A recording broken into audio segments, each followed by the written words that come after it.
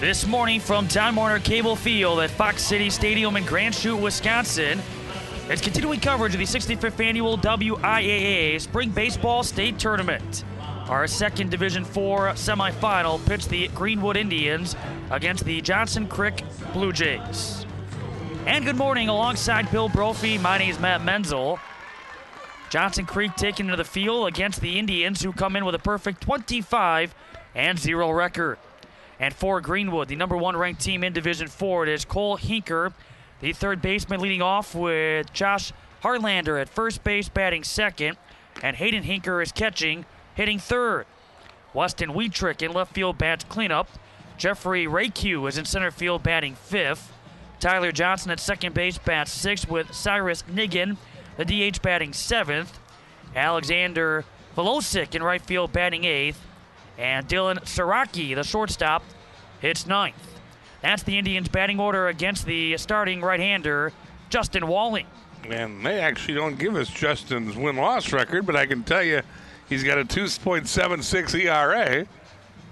And in 45 2/3 innings, he's allowed 40 hits, 18 earned runs, has walked 20. He's thrown a couple complete games. He's clearly their ace, and he will try to calm a team that hits 352 collectively, has hit 7 home runs, isn't afraid to run. They're 84 of 89 in stolen base opportunities, and they're also, not surprisingly, the number one team in the state with an unbeaten record. Walling coming off a victory in the sectional semifinal against Manitowoc Lutheran. Defensively, Clayton Uselman along with Brad Trapp and Jake Rodriguez from left to right field. Tyler Joseph along with Ruger Rail, Justin Emrath, and Tyler Kajemi from third to first. As this one underway, you have John Kupski. He is catching Walling. Count is 2-0 on Cole Hinker, the third baseman. Cole's 319 hitter. Indians collectively at about 352. And so far they've been pretty dominant, not only in the entire regular season, but in the playoffs. They've been able to outscore the opponents 34-7. That includes falling behind 4-0 against Bruce in the sectional final, but coming back to win 5-4. Count is full at 3-2 with Luis Eisenman, our home plate umpire. Tom Cameroon at first base, Ron Quark at second, and Mike Klein over at third. That's what Hinker does. He doesn't have that impressive averages some other leadoff guys at 352, but he leads the club in walks, and he works Walling for a leadoff walk here. So he's aboard for Josh Harlander. Now Greenwood back at state for the first time since before anybody on this team was born. Their last state appearance back in Class C in 1990. State champs that year, knocking off Wisconsin Heights. Actually won the Class C state championship in 1988 as well over Prescott. Their first appearance came back in 1986. So needless to say, most of Greenwood in the house here this morning. On the sacrifice play made by Justin Walling, the second base goes Cole Hinker. So Greenwood coach Kent Hinker plays for an early run. Harlander gets the bunt down, and Cole Hinker advances to second. Nicely executed sacrifice. Yeah, that bringing up Hayden Hinker, the catcher. Tops on the team with a .493 batting average. So far, he's 23 of 75 with 5 out of the team's 7 home runs and 27 runs batted in as we have a conference with Kupski and Walling. I think that's just to go over signs with the runner at second base, I believe. Make sure that Walling and Kupski are on the same page. Walling's a big kid on the mound, 6'3", 2 1/4. A real presence out there.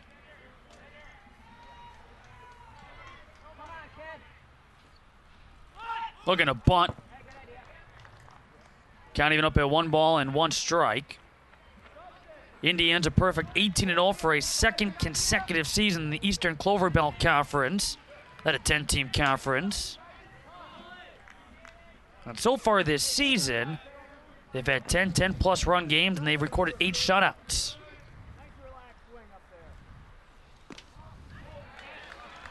Yes, I think Kent Hinker didn't like seeing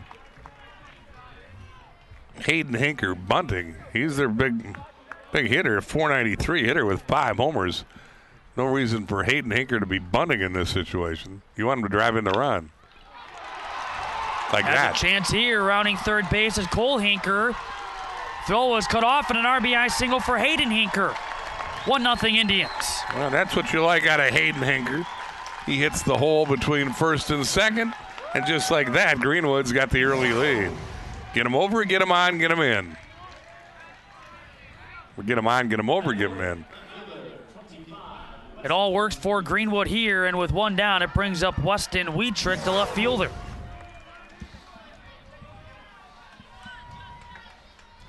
Wietrick batting .343 as the throw goes back to first, and Hayden Hinker is back.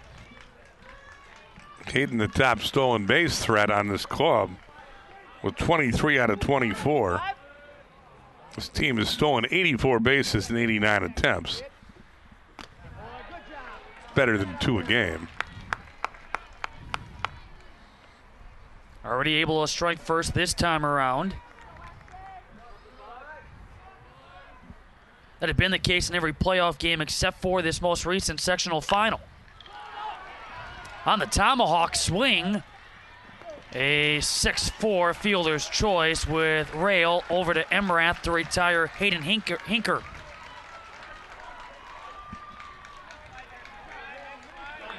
Ruger Rail made sure to get 1, and Emrath had a tough time getting off the throw with the on-rushing Hinker. But they get the lead runner. And now Jeffrey Rayque, who is second on the team with a .449 average. On the first pitch, gets jammed on the third base side. Tyler Joseph puts it away, and that's out number 3. But Greenwood able to strike first. Middle of 1, it's Greenwood 1 and Johnson Crick coming up.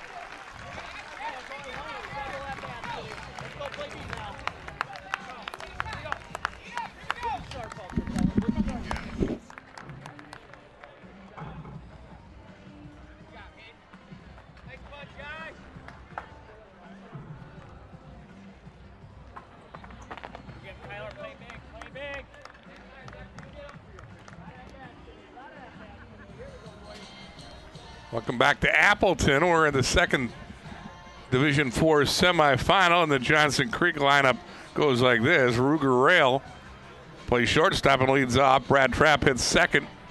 He's in center field. Clayton Uselman hits third and left field. The pitcher is Justin Wong. He's also the leadoff man. Jake Rodriguez hits fifth in right field. Justin Emmerith at second base hits sixth. Tyler Kanjimi is in the 7-hole at first base.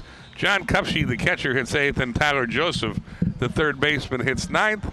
They will face Derek Sterland of Greenwood. And Derek Sterland on the year is 9-0 with a 1.90 ERA. This is his 15th game, his 11th start. He's thrown 2 complete games and a couple shutouts. He's also got 3 saves. In 53 innings, Sterland's allowed 36 hits, 11 earned runs, walking 25 and striking out 60. Sterland's a senior, 5'8", 165-pound left-hander.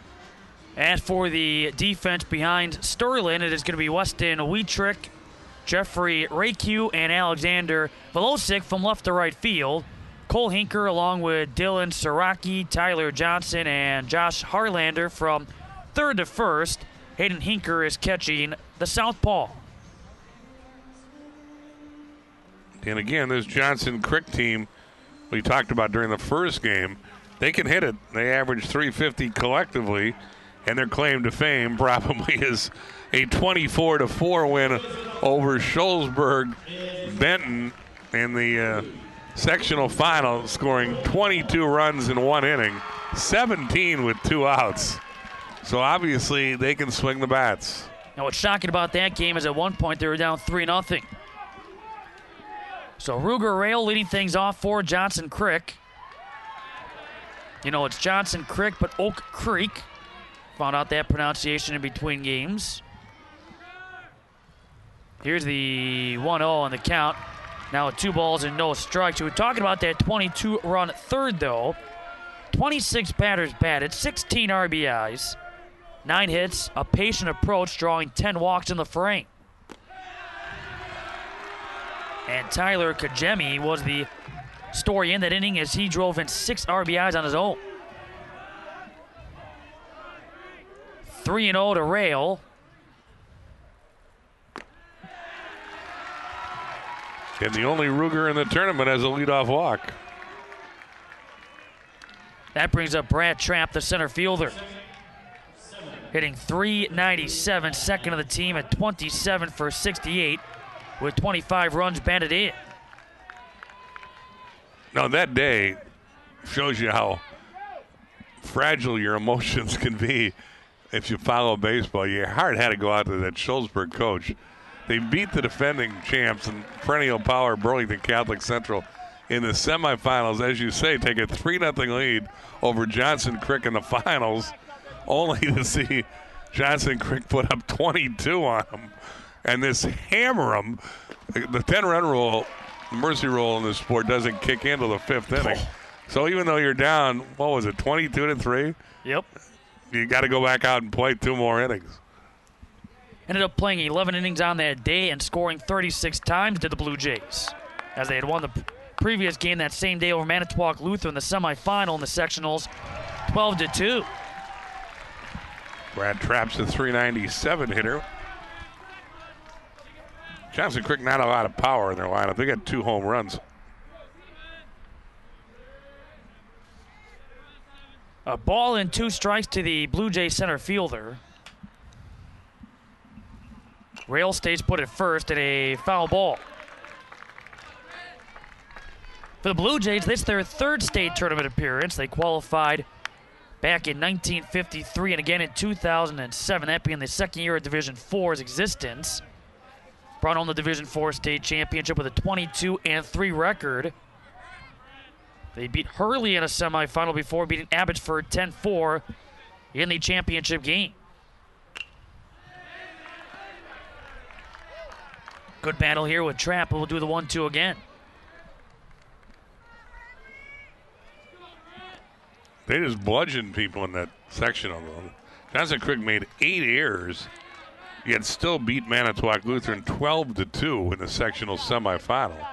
And then we've told you about their 24-4 win over Shullsburg Benton. That's tough to win when you make 8 errors.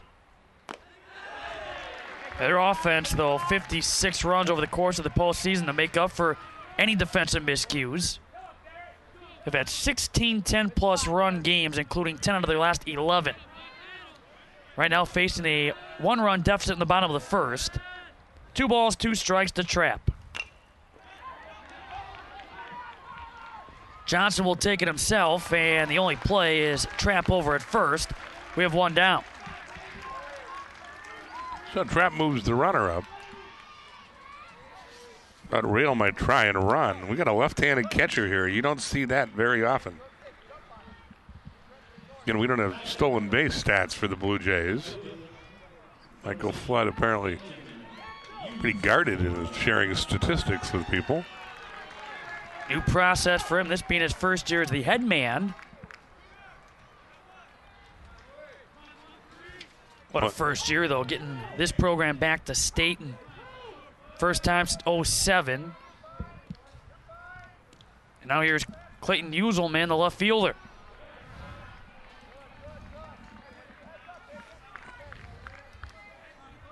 And that's Hayden Hinker, who's the catcher. And again, at this level, you rarely see a left-handed catcher.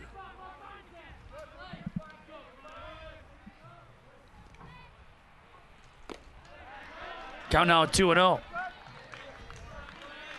Justin Walling, the pitcher, waiting on deck. We are just underway in this second Division IV state semifinal. As the winner moves on and will play Coleman, who won 10-3 over Pittsville in our morning game. Late break for third, and out at third base is Ruger Rail. He's derailed for out number 2. Well, Ruger got a late break on that ball. Was a little indecisive on whether he should try to go to third when the ball scooted away from the catcher. Hinker did a good job of tracking it down and then threw a bullet to third. And Rail, as you say, very cleverly was derailed. But now Uselman able to reach first base on 4 consecutive pitches. 2-out walk brings up Justin Walling. So Walling, we saw on the mound a real presence. Also in the box is a real presence. He's a .449 hitter. 35 hits, 7 of those for doubles. He's driven in 25. Left-hander deals to Walling. And there's a ball. Sterling's had problems with his command early with 2 walks. Battery made Hinker picked him up there by throwing the base runner out. Missed again with a breaking ball, and he can't command either pitch. 2-0. Cloudy day for the second semifinal. Temperature is supposed to be in the low 70s today. Really an ideal day to watch baseball. As the count now at 2 balls and a strike on the Blue Jay pitcher, you see the clouds overhead. Well, the flag blowing on balls to left, you can see it'll be affected, but it's not the gusty winds we saw yesterday for much of the day.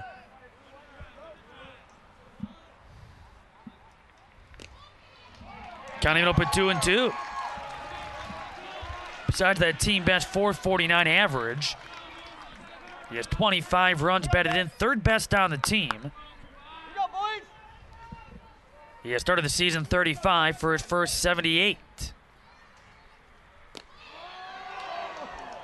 Wanted that pitch, but the breaking ball just missed. I think a lot of the Greenwood fellows were heading toward the first base dugout, but Louis Eisenman, the home plate umpire, said ball 3. And now the payoff. Line foul in front of the seating area next to the Greenwood dugout on this first base side. Indians able to strike first thanks to an RBI single by Hayden Hinker, scoring Cole Hinker. Blue Jays trying to respond. Uselman over at first base. I think we're going to wait to get that ball retrieved. And one of the Greenwood reserves is being dispatched to do just that. It's the reason for the delay. That being James Lovitt. He is one of 8 sophomores, one of 9 underclassmen making the trip here to Grand Chute. There's this moment in the sun. Retrieving the ball down by the 325 side.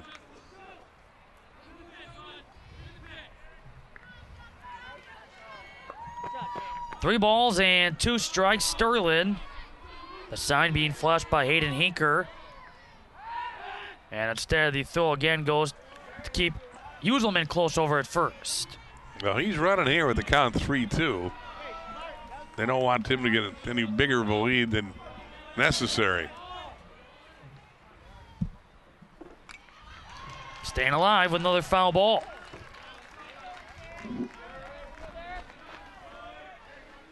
Winner of this game will draw Coleman in the title match tomorrow morning at 9 a.m. No easy out in this Blue Jay lineup, although Sterling looking to make out number 3 out of Walling.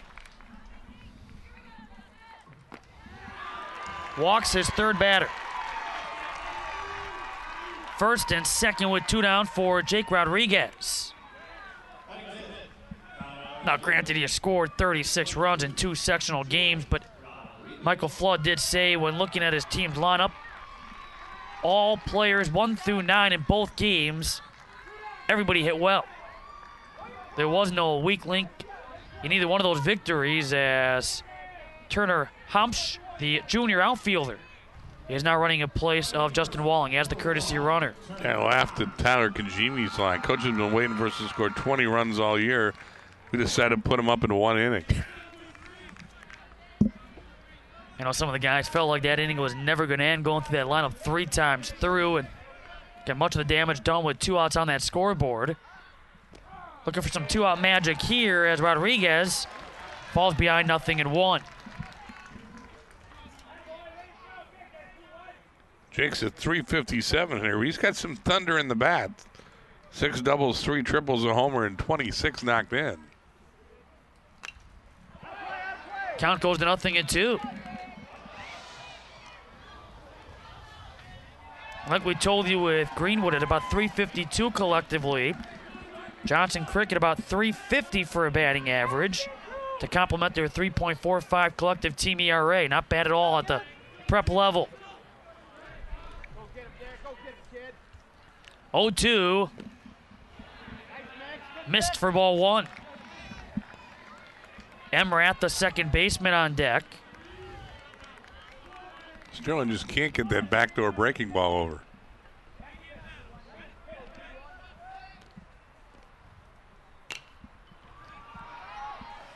And the ball put away by Tyler Johnson for out number 3. So despite issuing 3 walks, Derek Sterling gets out of the first unscathed. After 1, it is 1-0 Greenwood.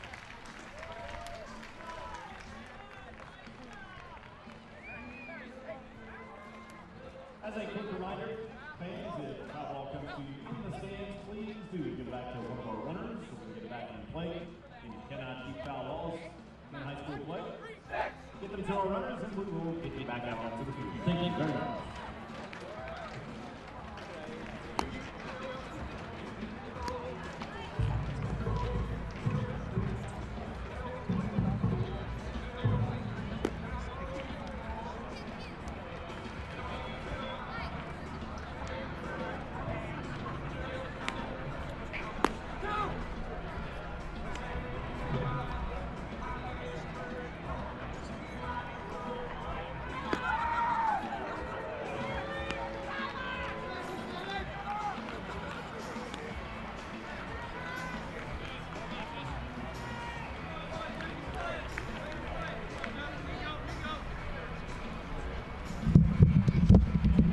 We go to the second. Tyler Johnson leads off for Greenwood, up 1-0 on Hayden Hinker's run scoring single in the first. Johnson, Nigan, and Wojcik 6, 7, 8 in an order for Greenwood against Walling. So far, Johnson batting .290. On the first pitch, Emrath on the scoop and throw, 1 up and 1 down. A 1-0 lead for the Indians. It brings up Nigan, the DH. Niggin batting .360. 15 for 50 with 11 runs batted in. He looks at strike one.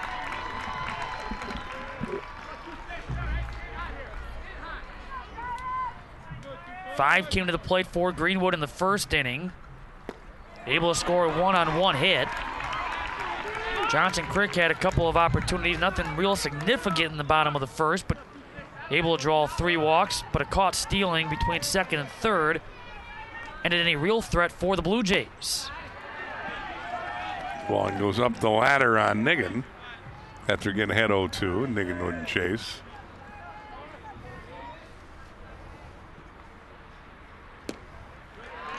These overall 2 veteran teams coming in, both have 5 seniors, but in the case of Greenwood, they have 7 starters back. Now that would tell you that they lost 2, yet technically they gained 2 back.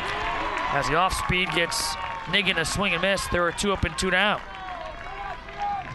But the fact of the matter is, they had 1 player, that being Harlander, who played AAU basketball last spring, took a year away from baseball. He's now back. He was a starter 2 years ago. And you have Alexander Velosic. He was a starter as a freshman, broke his arm as a sophomore, now is back in the outfield. And there he is in the left-hander's hitter's box right now. Right on cue. But a nice situation, though, to be in if you're head coach Ken Hinker for Greenwood, because of the sense that, hey, you thought you were losing 2 starters. In actuality, you broke out even.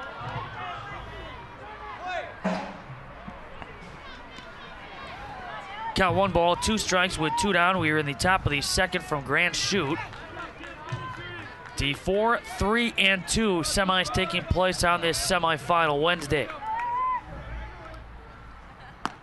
Try to lay off, they appeal it, and he did in fact hold up, did Velosic. Hitting .354 coming in.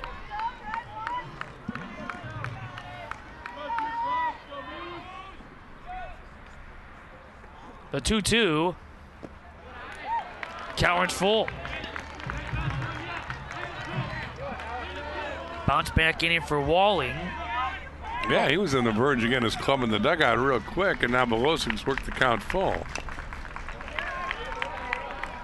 Able to fight that pitch off with Saraki in the on-deck circle.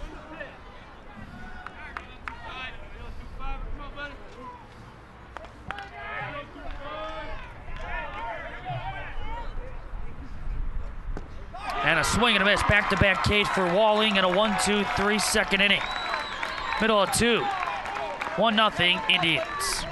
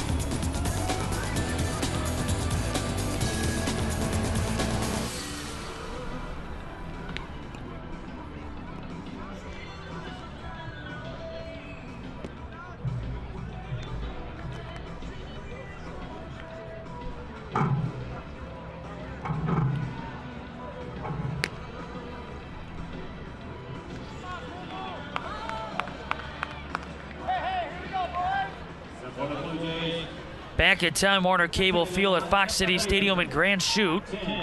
Bottom of the second is on with Greenwood on top of Johnson Crick by a 1-0 score in this Division IV state semifinal. Lots of sides, lots of fans from these 2 baseball crazy towns. Good representation here for morning baseball in Appleton and Grand Chute. Again, Johnson Crick back here for the first time since 07 for Greenwood. Different story. Back here for the first time since 1990. A ball and a strike, Justin Emrath, the second baseman. Behind a ball to 2 strikes. Coming in batting .339. Emrath is 29 of 59 with 19 runs batted in. He's called out on strikes.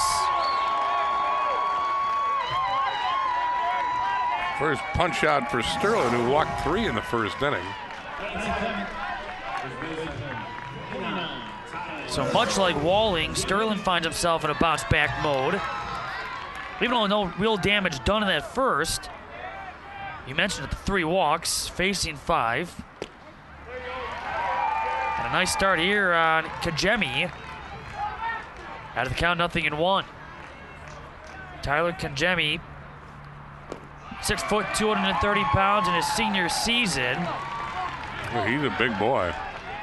And Coach Flood calls him a big-time player.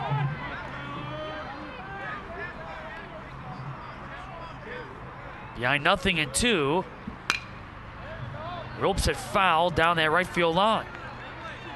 Tyler's a .352 hitter. Has 9 doubles among his 19 hits. Driven in 18. Year number 1 for Mike Flood at the helm of the Blue Jays.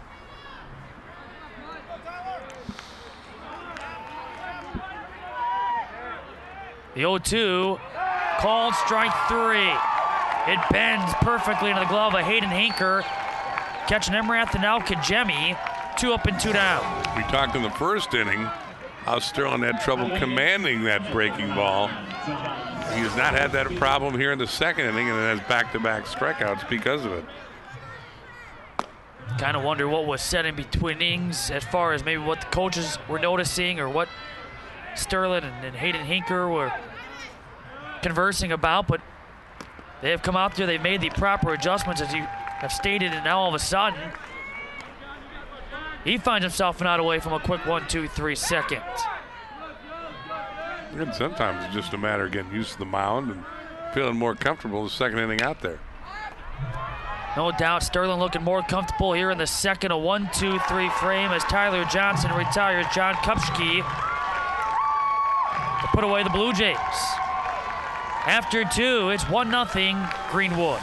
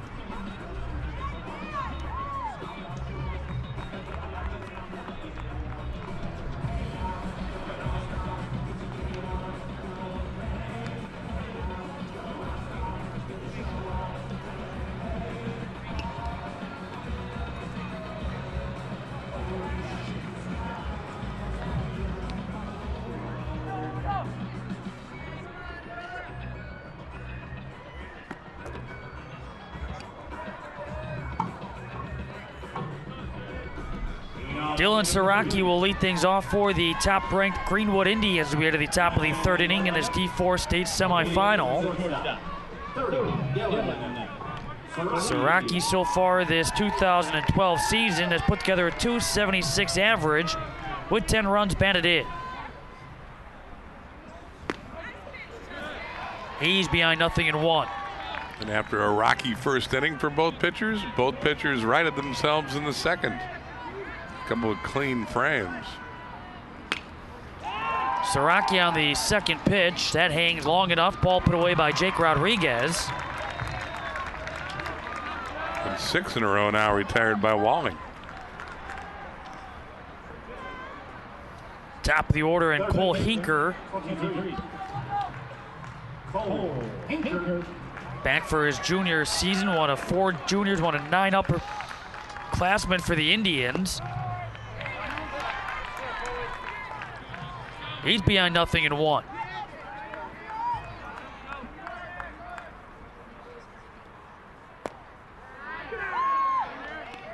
Coleman won the earlier D4 semi. They'll play for their first ever state title tomorrow at 9.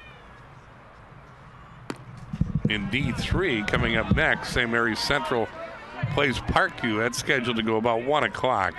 Then Prescott plays Oshkosh Lourdes Valley Christian in the second Division III semi. That'll be about 3:30.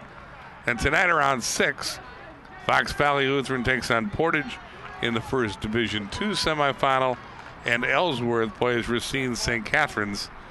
That'll be about 8:30. Again, tomorrow's championship Thursday, Coleman against this winner at 9 a.m. The Division III title game at at noon. Division II title game at 3, and then Sun Prairie and Bayport will play for the Division I crown at 6 tomorrow night. All those games here on FoxSportsWisconsin.com, and we thank you for joining us for this one. And no doubt a busy week, a busy weekend for Fox Sports Wisconsin State Tournament coverage. Just the place to tune in, to check out everything going on baseball, softball, and soccer this week. As Cole Hinker retired on the comebacker over to Justin Walling. Yeah, if you like soccer, Matt's in Milwaukee tomorrow, and those games will be available FoxSportsWisconsin.com as will the first day of the 3-day state softball tournament in Madison. And you'll be there, what, Saturday? Saturday, championship Saturday for me, yeah, but all those games available. Off the end of the bat, nice stab by Emrath from his knees. The bouncer deflects off the glove of Kajemi. Nice effort by Emrath, but as he tossed it from his knees, deflected off the lip of the glove for Tyler Kajemi. Emrath goes into the hole here, knocks the ball down, but can't complete the play. Would have been a real spectacular play. As it is, it's an infield hit for Harlander. First hit of the game for the Indians. I think Hinker had a run-scoring single in the first. I was going to say this is the only other guy to have a hit. That's true. In the game. Yep. I looked up for a second, and they put the hit under the Johnson Crick category, but you're right, 2 hits for the Indians. Blue Jays still looking for that first hit. Hinker found the hole between first and second to drive in a run in the first inning.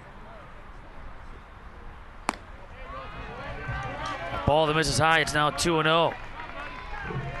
Hayden, a first-team all-conference selection, plus the conference player of the year last year in the Eastern Clover Belt Conference. Indians had a 23-win team last year that would go on and lose in a sectional semifinal at Athens by a final score of 23-9. So they kind of can relate to what some of Johnson Crick's opponents went through this past week. Not to the significance of that 22-run inning, but there's a base hit to right field. Great job by Harlander to avoid being hit by the baseball. So a couple of 2-out hits, and now Weston Wietrich. Hinker's got a nice stroke. He's 2 for 2. And the Indians have something going with 2 out here in the third. Wietrich run to a 6-4 Fueler's Choice out number 2. That came in the first inning.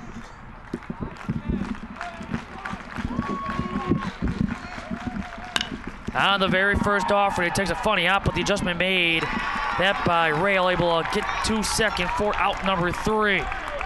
No runs, a couple of hits, no errors, a couple left on.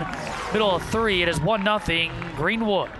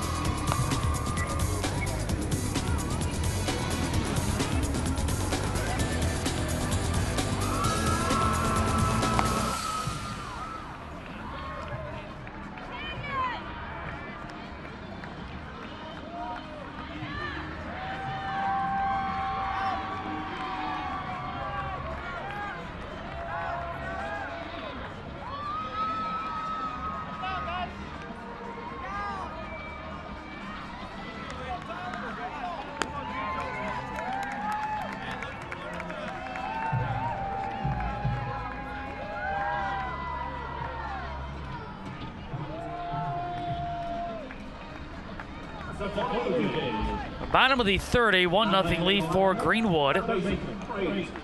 Johnson, Crick will have their 9-1 and 2 to do up beginning with Tyler Joseph, the third baseman. As you see some of the well-decorated signs from the Greenwood faithful. They came prepared during their summer vacation. Nothing like arts and crafts and getting prepared and decorated, ready to go for the state baseball tournament. 0-1 to Joseph. And Sterling coming off that 1-2-3 second, which included a couple of strikeouts and a baby little bloop that was put away by the second baseman, Tyler Johnson. That's a Crick hit a ball out of the infield yet, as he has pretty much tamed these hot-hitting bats.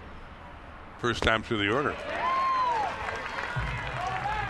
And able to get out of that first inning even despite walking 3 out of the 5 batters faced. That's been his problem, control. But he hasn't given up a hit, and again, Johnson Crick hasn't hit the ball hard at all. Joseph striking out. The 300 hitter goes down by way of the K. That's number 3 for Sterling. And he's gotten a lot better since he's got control of his breaking pitch. See if second time through the order, Ruger Rail and company can do a little better against Sterling. He would walk his first plate appearance. Then caught stealing that between second and third base on the throwdown from Hayden Hinker over to Cole Hinker. That aiding in that first inning in which the Blue Jays failed to score. Counting it up at 1-1. Rail, a second-team all-conference selection a year ago, one of 2 all-conference selections back from last season. Otherwise, this team graduating 1 first-team all-conference selection pitcher and then 2 second-team all-conference selections, both in the outfield. 1-2, just missed on the outside. After they set up on the outside from Hayden Hinker.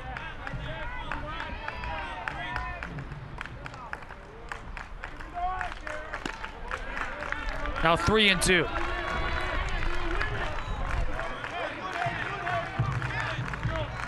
Brad Trapp waiting on deck. 5 straight retired by Sterling. Able to stay alive is Rail. Rail coached 28 walks during the season. That's twice as many as anybody else on this team. It makes him ideal leadoff guy. But Sterling comes back and gets his 4th strikeout, his 2nd straight. Rules upset at himself. But so here's Brad Trapp. And Sterling is now retired 7 in a row. Or 6 in a row, excuse me. Trapp bounced out to second in the first inning.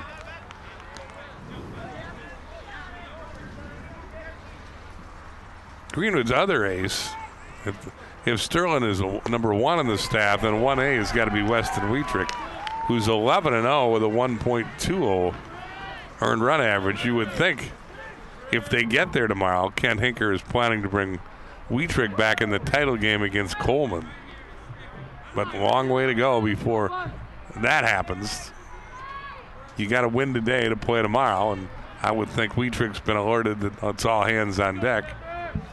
If Sterling should struggle, he's not struggling right now with 2 outs in the second inning or third inning. Counting out runs to 3 balls and a strike to the Blue Jays center fielder.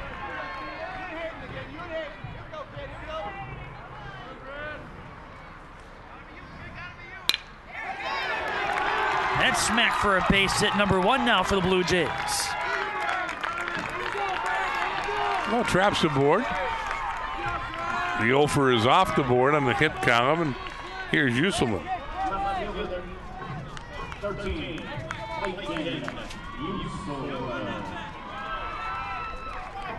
He'd walk his first plate appearance. He was One of the two left on base. He was left at second for Johnson Crick.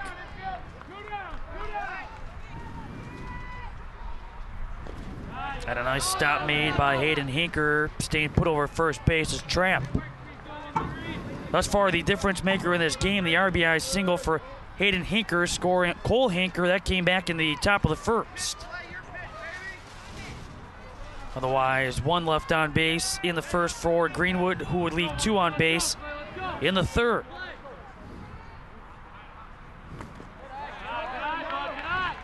Count of 2 balls and no strikes.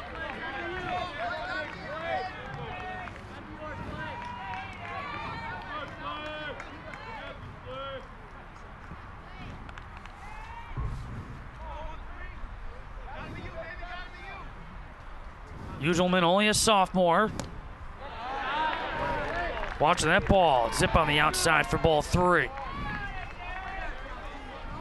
Totally in that big 22-run inning in the sectional final. Able to walk 10 times in that 26-batter frame.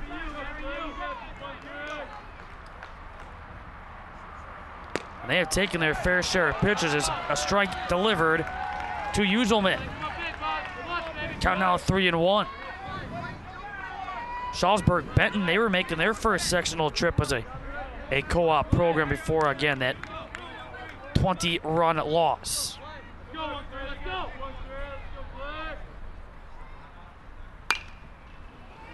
Count went full at 3-2.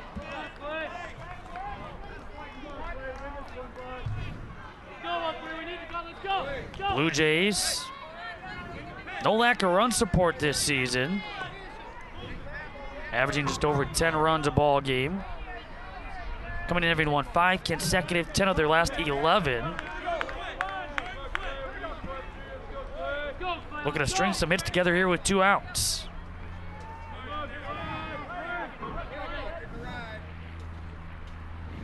Payoff. And we'll do it again. Obviously trying to get the ball the other way there. What spoiled the pitch?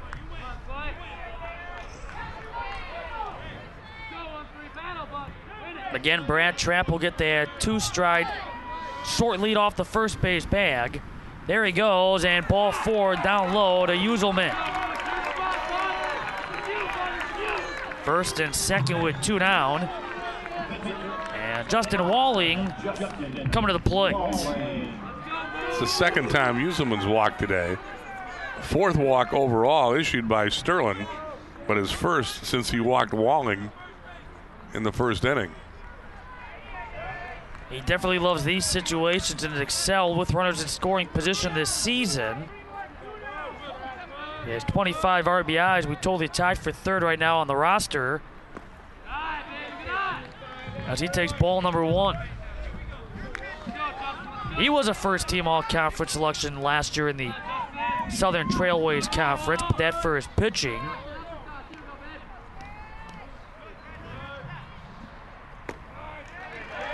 Count goes to a ball and a strike. But certainly he has been right there from an offensive standpoint too. And this year skyrocketing that batting average to .449.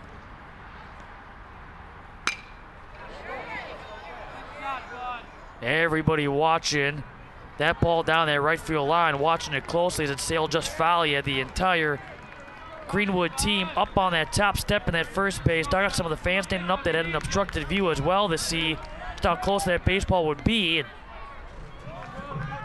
just did sail to the right side of that foul line for the Blue Jay pitcher. Big pitch here. Golfed to second, played off a hop by Johnson. He's able to adjust to it for round number 3. Blue Jays, no runs. They pick up 1 hit. No errors with a pair left on. It's 3 complete from Grand Chute, 1-0 Indians.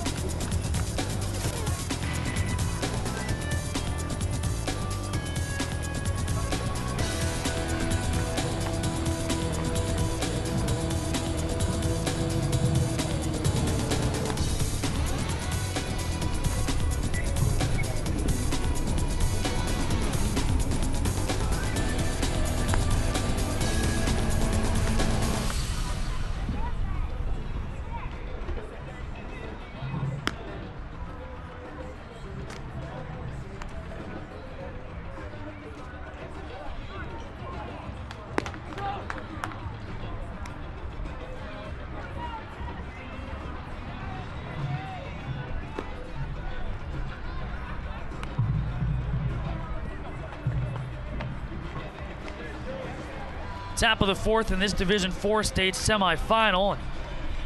Checking out St. Mary's Central as they prepare for the first Division 3 semifinal. It will, well, slated to get underway at approximately 1 o'clock, but in all likelihood that will be pushed back a little bit based on the conclusion of this one. But they will battle Parkview in our first Division 3 state semifinal. Winner of that game gets Prescott or Oshkosh Lords / Valley Christian. Here for the Indians, they have their 5, 6, 7 to do up with Jeffrey Rayque. That's a foul ball. Just did bounce to the left before it flew over that third base bag. Mike Klein gracefully called that one foul. That's Mike. Very nice here.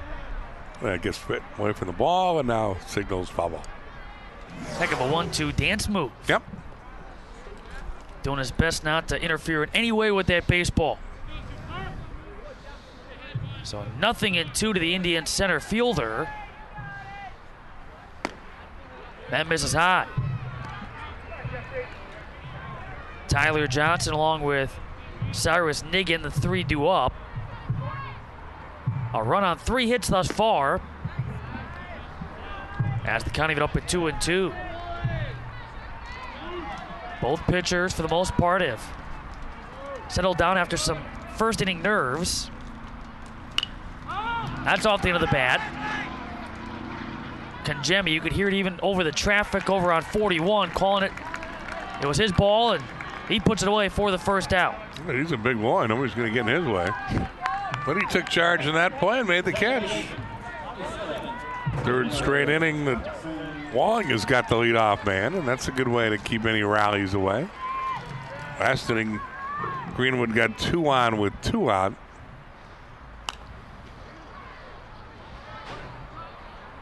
Off the top of our box.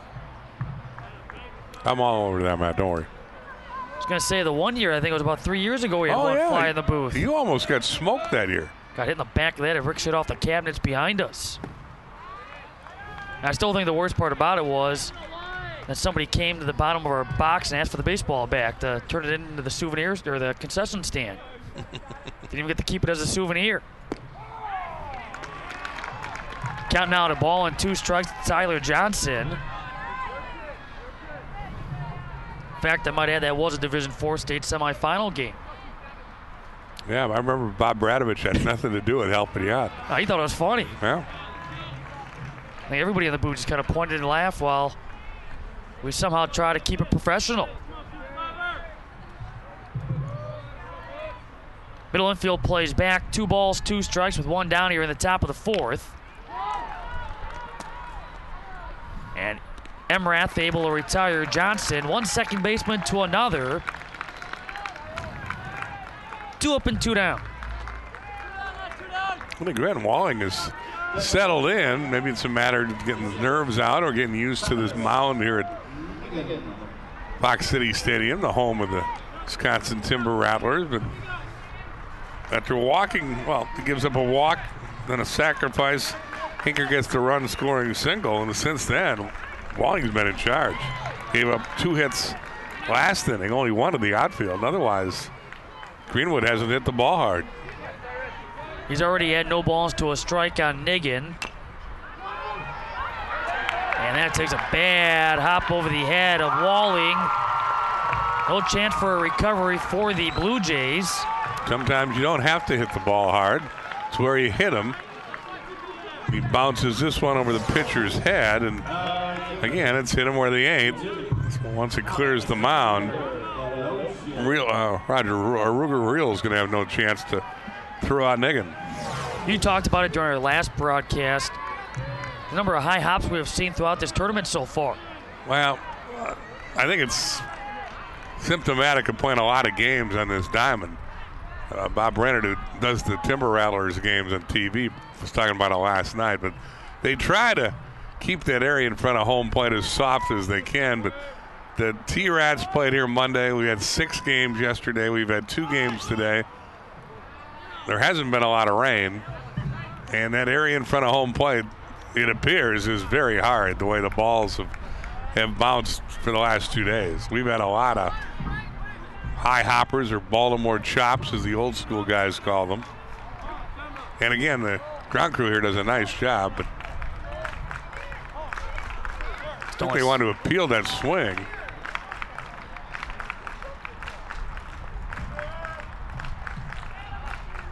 And apparently they won't. Although that's what Coach Flood was doing. He came out there and he pointed the direction of the second baseman, Ron Quark. And the 1-0 is down low on the count at 2 balls and no strikes. You're right, though. The grounds crew doing the best that they possibly can, but there's only so much you can do. And they have watered in front of that home plate. Did so prior to that first game. Again, in between games, before these two teams got their infield, outfield workouts in. That's going to one-hop on by the diving rail at short on his way to third base. And getting in there safely, standing is Niggett. Other than the ball Hinker hit last inning, that may be the first time anybody has squared walling up. This ball's well hit, as you can see, coming right back at you. It gets past the shortstop and into center field. And again, for the second straight inning, Greenwood's got a 2-out rally. So runners at the corner with 2 down. Siraki is 0 for 1. He flew out to right fielder Jake Rodriguez. First down in the third inning. That a 5-batter inning.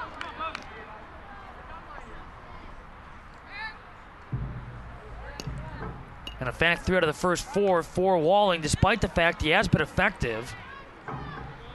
3 out of the first 5, he has now faced at least 5. Down the left field line, and that's going to be a foul ball. Great call as Mike Klein right on the scene. At our vantage point, that one to the left of the foul line. Not by much. But you can see the third base umpire, Mike Klein, having to jog out there and did his best to foul that baseball through. Dylan Siraki pulling the...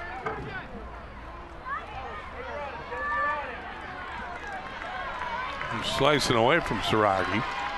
He wanted it fair, but wouldn't stay that way. Siraki, just a sophomore, 5'9", 150 pounds, but he showed he can pull the ball. Run on his way to second base and a fake throw from Kupski. Kupski faking to see if maybe Niggin would make a move from third. But take the second base for Velosic, who's now at second base. And Siraki, 0-2. Ball is low and away. Tried to get him to chase. Siraki showed good plate discipline to lay off that one.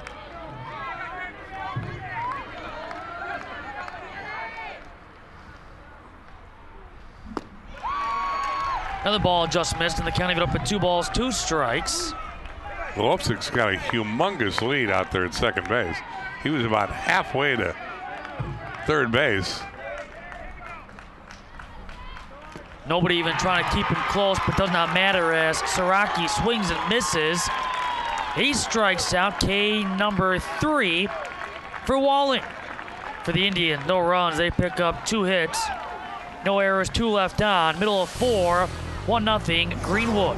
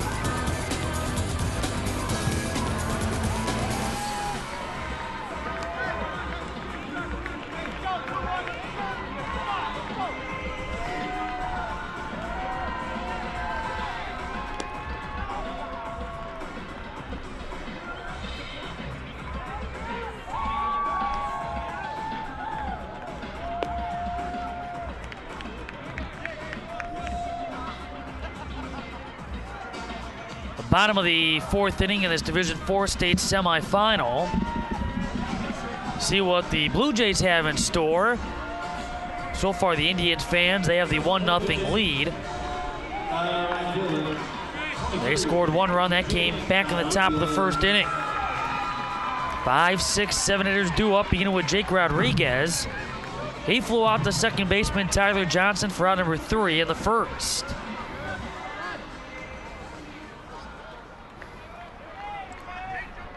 Coleman awaits the winner. That for the Division IV state championship game that will take place at 9 a.m. tomorrow. Coleman coming off a 10-3 victory against Pittsville, and extending their winning streak to 27 straight, going to 27-1. And they will be in a championship game for the first time in their program history. 2 balls and a strike to Rodriguez.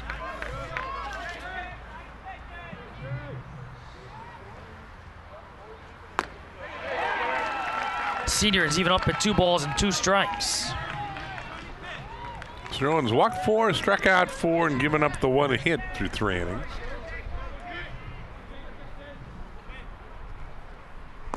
That lone hit so far for the Blue Jays off the bat of Brad Trapp, number 2 hitter in center field. Count runs full of 3-2. Fly ball to right. Coming out is Velocic, and out number 1 is Rodriguez. 3rd inning out of 4, including the last 3. Sterling has got the first hitter in the inning. Brings up Justin Emrath, who is 0 for 1. He would strike out for the first out in the 2nd inning.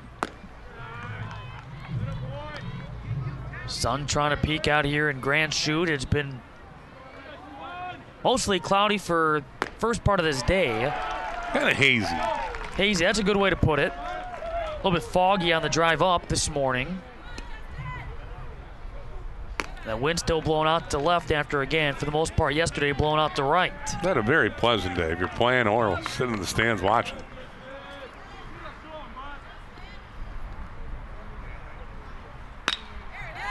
The looper just over the glove of Tyler Johnson. Lined just over his leaping glove. Emrath aboard with a 1-out single. I think, like you, Johnson thought that was going to be a looper, and it actually had a little more juice. He might have mistimed the jump. Emrath with a line single. He's aboard with 1 out in the 4th.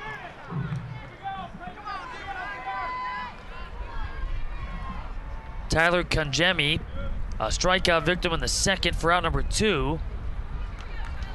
One of the guys who wound up in this situation.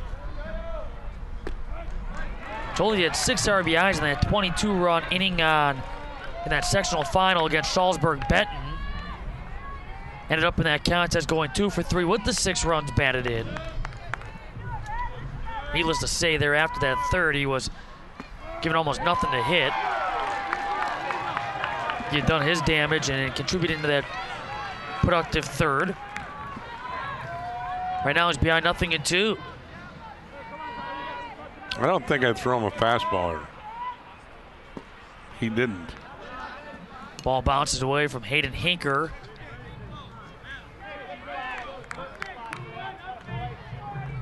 Hit for Emrath, just the 2nd of the game for the Blue Jays.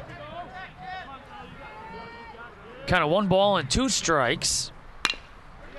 And a bouncer that Johnson's able to field. Only out is Conjemi. To second base goes Emrath. We have 2 down for John Kupski.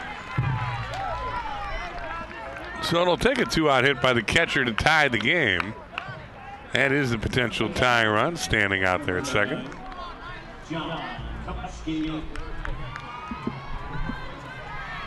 He'd fly out to Tyler Johnson at second base for out number 3 and a 1-2-3 second. First pitch from Sterling is a bouncer to 3rd. Cole Hinker boots the baseball. No other way to put it. He just dropped the ball. He threw it before he had it. And it gives Johnson Crick new life here in the 4th.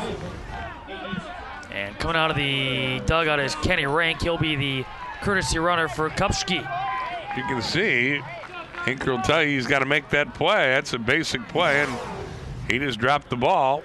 He was anticipating making the transfer, and first time since the first inning, Johnson and Crick has 2 on at the same time. You saw the junior courtesy runner a second ago. And now here's the junior third baseman, Tyler Joseph.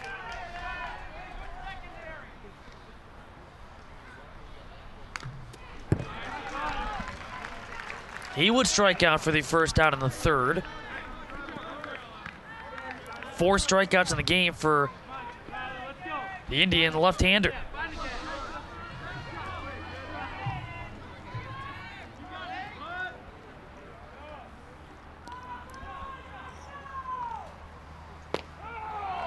Count goes to 0-2.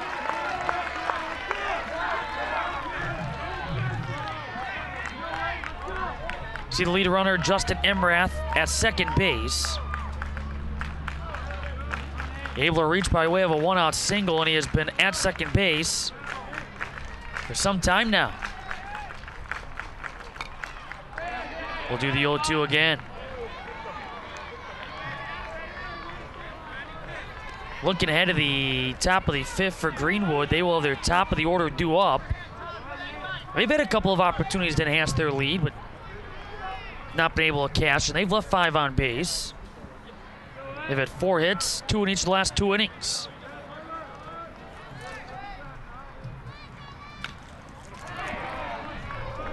Another foul ball souvenir that heads up toward the concession stand area.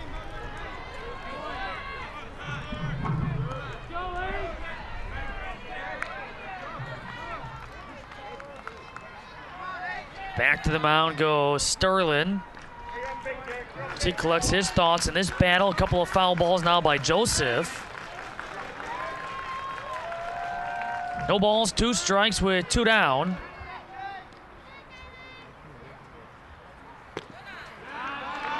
Does not bend down the outside. It stays for Sterling. The count is 1-2.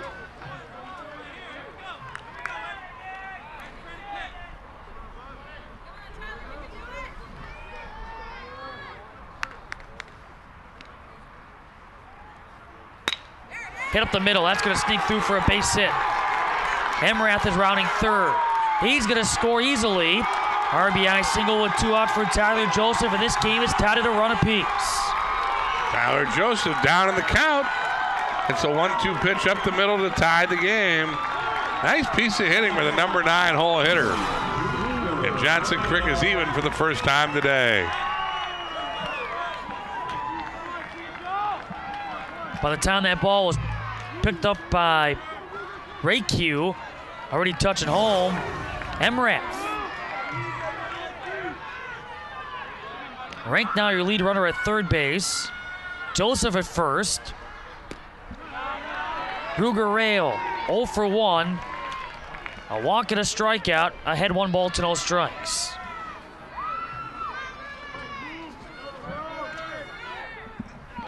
Joseph able to pick up his 21st run batted in.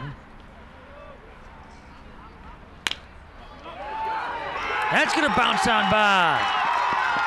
Rank able to score. Ruger Rail. Couple of chances of Rue as he comes through with the RBI single on the Blue Jays. In front 2-1. Well, again, this sometimes is better to hit them where they ain't. And Ruger finds a hole between short and third. Won the hardest hit ball of the game, but it gives Johnson Crick their first lead of the game. Joseph's on at second. He had the game-tying single, and Ruger reels at first. With his 9th run batted in. Typically in that leadoff spot for the Blue Jays. Not many RBI opportunities, but able to cash in there as Kupski, his courtesy runner Rank, able to come in and score. Joseph over at second base. All this with 2 outs. And for a team that only had 1 hit coming into the 4th.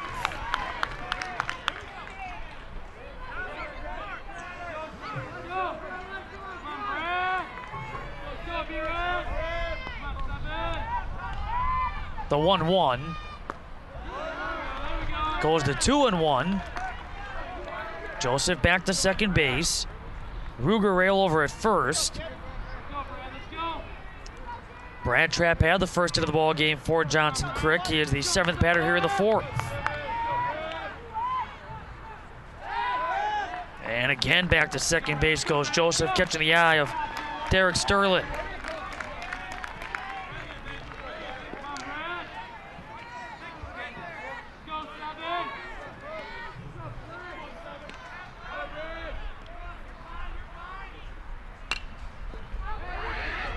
Ball will find the seats, or at least on the hop will find the seats.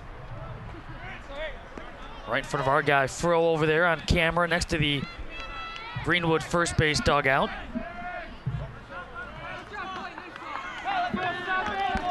Never even moved. Yeah, wow, he's a pro. Protecting the camera, equipment first. 2 balls, 2 strikes.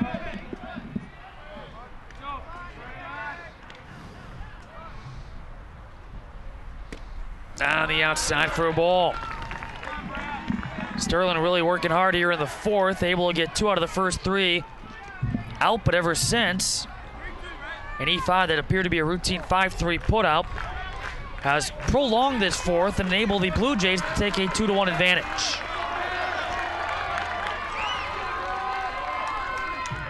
Sterling's payoff pitch. Hot shot up the middle. Rounding third base is Joseph. Raylo's gonna ball trip over the third base bag and retreat back to third. RBI single for Brad Trapp, and the Blue Jays now lead 3-1. Well, Trapp goes up the middle for a run scoring single. Joseph scored. Raku came in hard, charging the ball, overruns the ball, and in fact Flood was waving in Rio, who slipped then over the bag and went sliding back into third, but he was going to send rail when Raku overran the ball. So as it is, it's a 3-1 lead. Johnson Crick wanted more. Trapp with his 26th RBI, a 2-for-3 performance now. And again, all these runs are unearned. The error by Hinker would have been the 3rd out. That's going to sneak through for a base hit off the bat of Clayton Uselman. Now Ruger rail touches home. To second base goes Brad Trapp, and the Blue Jays, they put up a 4 spot. With 5 batters coming to the plate, all with 2 outs. It's now 4-1 Johnson Crick. The team that scored 17 runs with 2 outs in their last game has come up with a plethora of 2-out hits here, and that's going to necessitate a visit to the mound by Ken Hinker. Last 2 hitters have gone up the middle on Sterling, and Trapp and Uselman are rewarded with run-scoring singles. And Sterling meets his manager, his coach, halfway there. Now I was going to say, he met him in between, as you mentioned. I think Sterling's frustrated because neither of those balls were particularly hard hit. But again, it's good hitting. If you go up the middle, it's pretty tough to defense that. And you're right, that body language shows some of that frustration right now with Derek Sterling.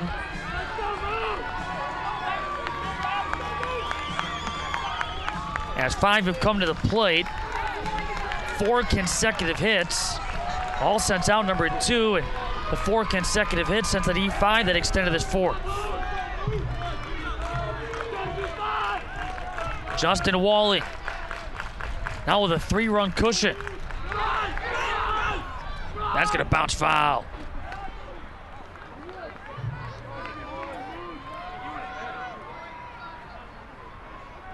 Ninth batter here in the 4th. This is after Sterling bounced back beautifully in the 2nd, had a pretty good 3rd inning, and as mentioned, got off to a nice start here in the 4th.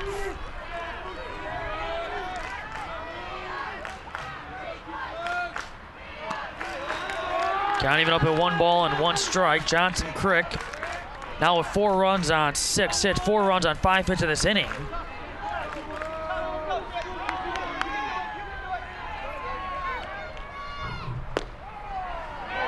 Count goes to 1-2.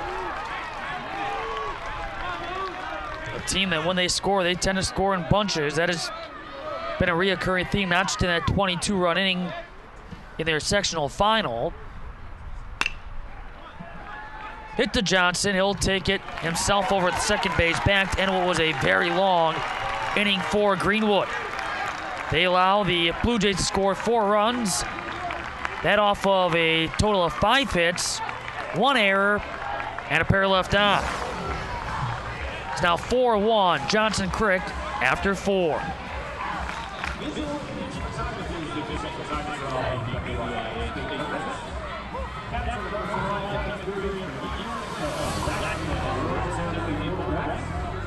Visit the website,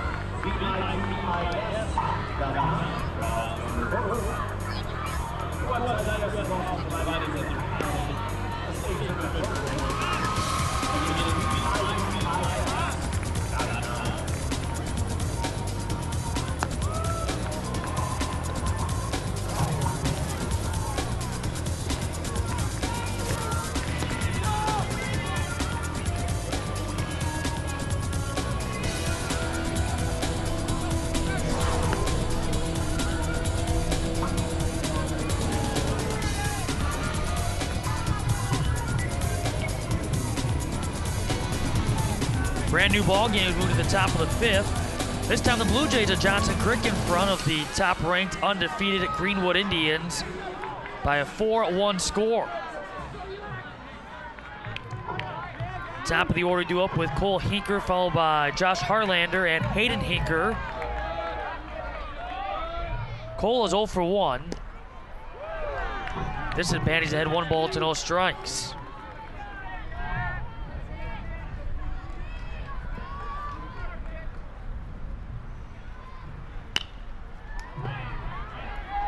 Rodriguez in right.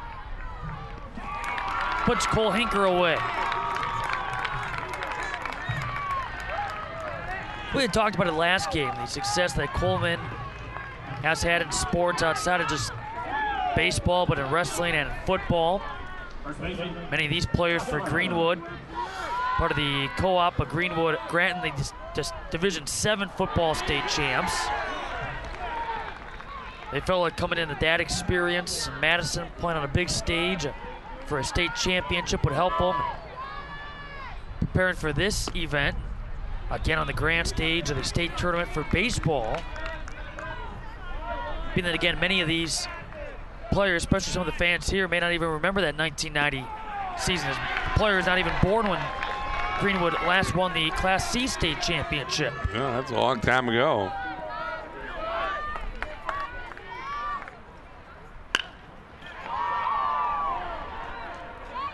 Base hit for Josh Harlander.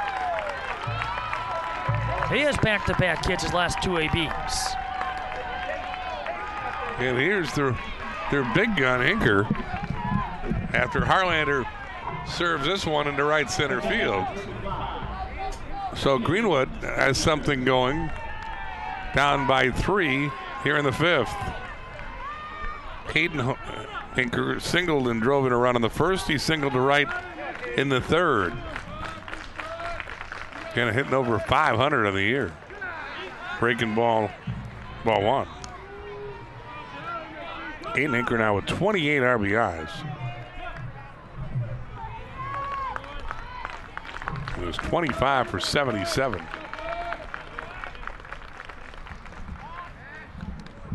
Throw over there just to let Harlander know that Welling's aware that he's there. Welling's pitched pretty well after a shaky start. Bounced in and out of trouble the last few innings, but he's done a good job of keeping the leadoff man off the bases. And when the rallies have occurred, they've been later in the inning. With those rallies going awry for the Indians, they've left 4 on base over the last 2 innings. 5 for the ball game. Both teams so far are 6 hits in the contest. Throw to first, that's a big lead, but Harlander is able to get back. Soaring through the air to get back into the first base bag. This is a close play. Let's see if he indeed beats the throw. think he did. Barely.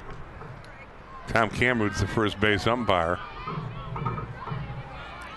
That play was considerably less close. Harlander making sure he doesn't have as big a lead. Popped up a long run to make, but Kupski able to make the catch after taking out his third baseman, Tyler Joseph. There goes the run. Oh. I don't know where Harlander's tagging up on a pop-up to the catcher. But he was. Went about a third of the way down before Kajimi came back to guard the bag. Here you can see the collision. Catcher called this all the way, and Joseph pays the price for running into the catcher.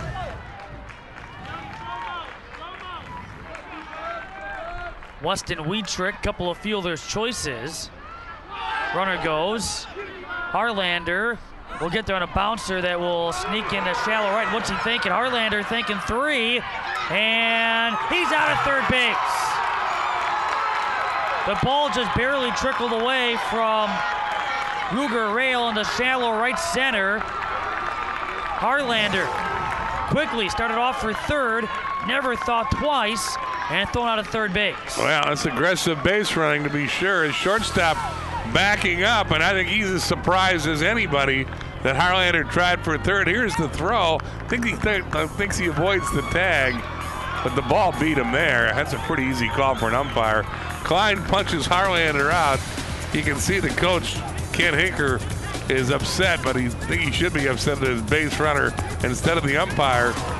Greenwood runs himself out of a potential rally.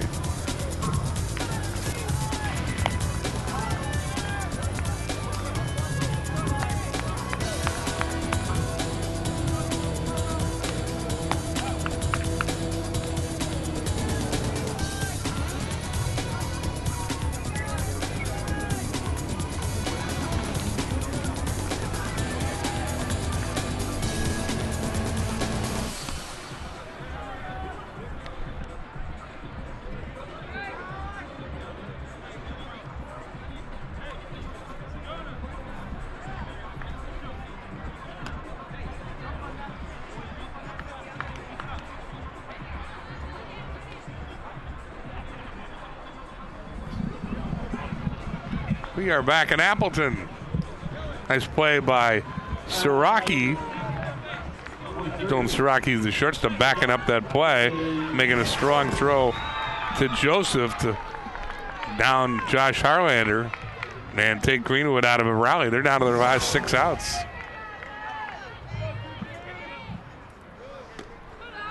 Bottom of the fifth begins with Jake Rodriguez, who began that nine-batter fourth inning. 4-1 advantage for the Blue Jays. We play on here from Time Warner Cable Field at Fox City Stadium. Plenty of room. Josh Harlander retiring Rodriguez. Rodriguez has tried to take the left-hander the opposite field all 3 at-bats and hasn't hit the ball hard yet. We were talking about that Division 7 state football team that Greenwood and Granton co-op to win. Harlander, part of the football team as their quarterback. He was the QB of that state championship squad. Started for 2 years on the baseball team. Told you earlier he played AAU basketball last spring, but now back at first base. Essentially filling a void with only 2 starters lost from last year's team that won a total of 23 games. And he was thrown out on a stolen base, a second base, and then getting back up trying to get the third. Taking the Indians out of that 5th inning. That's Clayton Uselman, I believe, isn't it? Throwing down to the bullpen for Johnson Crick. You're dead on.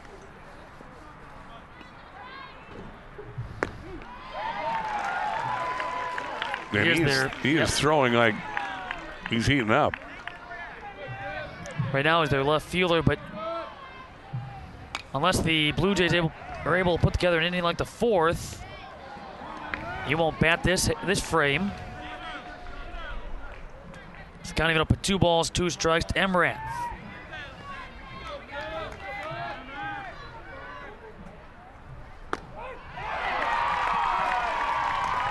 strikeout there of Emrath. 2 up and 2 down. Nice bounce back so far for Sterling.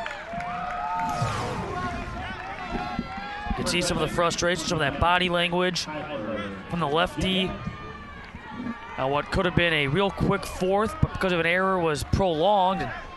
It made for 4 unearned runs. Yep. And Uselman is done throwing, by the way. That may be just to get him warm in case Coach Flood has to make a move next inning. He'll at least feel that Uselman can come in and has the arm heated up so that he can pitch.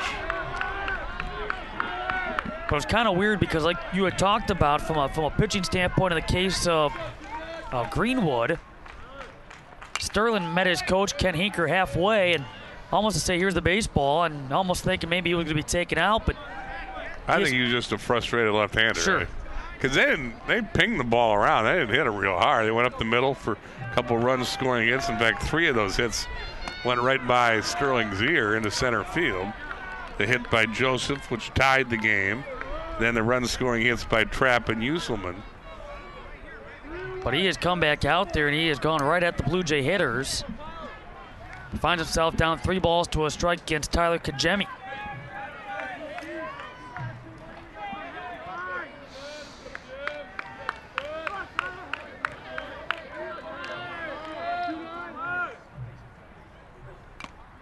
Foul tip off the glove of Hayden Hinker.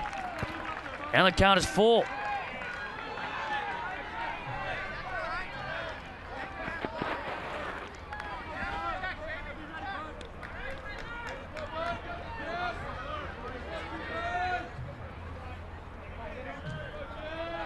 The payoff.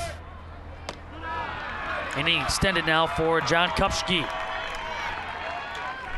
Sterling's control has been pretty good since the first inning when he walked 3. It's only his 2nd walk since. And I think we're going to get, no, this is going to be the catcher, Kupski. I think Kajimi's going to have a base runner for him. Yeah, coming out of that dugout is Jesse Foulbull. Sophomore infielder. And place Kajemi over at first.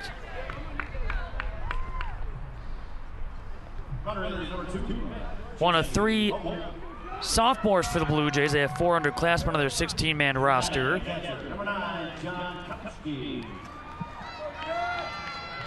Now, their previous coach, Johnson Crick, took him good 35 years of coaching to qualify for state with the Blue Jays. Now with Michael Flood out of UW Platteville taking over at the helm. He's 1 for 1, and right now his team with a 4-1 advantage, looking to put something together again with 2 outs on the scoreboard. Let's see if he puts a play on here. Certainly everybody had a good look at his signs.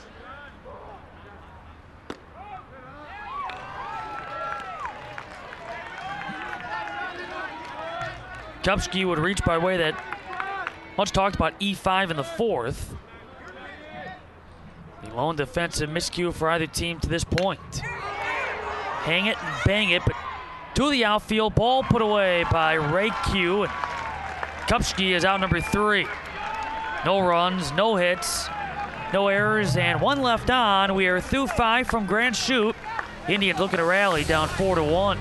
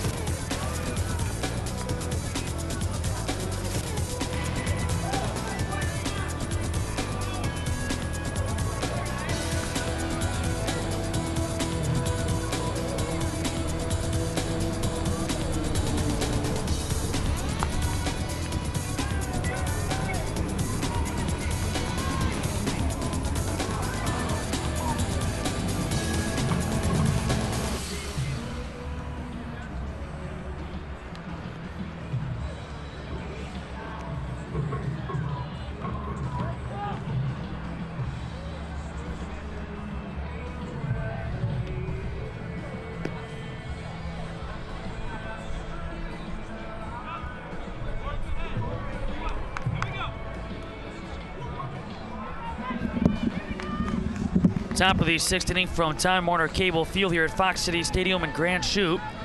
Matt Menzel with Bill Brophy in our second Division IV state semifinal. The winner moving on to take on Coleman.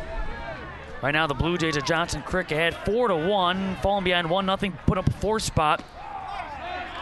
And in the bottom of the 4th inning. Number 1 team in the state needs some base runners. The unbeaten Indians down by 3 with 6 outs to go. Kick by Walling and no recovery over at second base with Justin Emrath. Weston Wheatrick reaching base. Walling doing his best Jonathan Quick impression there. Kick save and a beauty, but doesn't kick it toward a teammate. And Wheatrick does his job. He gets aboard. They need another base runner to get the tying run of the plate here in the 6th.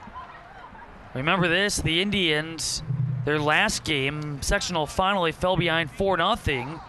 Able to rally to win 5-4. Here down 4-1. See if they have one more rally in them.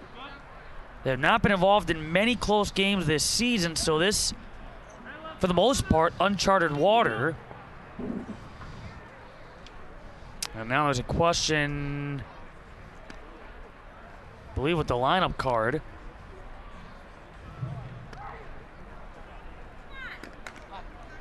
Ray Q expected to be the batter. They're trying to determine who's going to be the courtesy runner. And that's going to be James Lavick.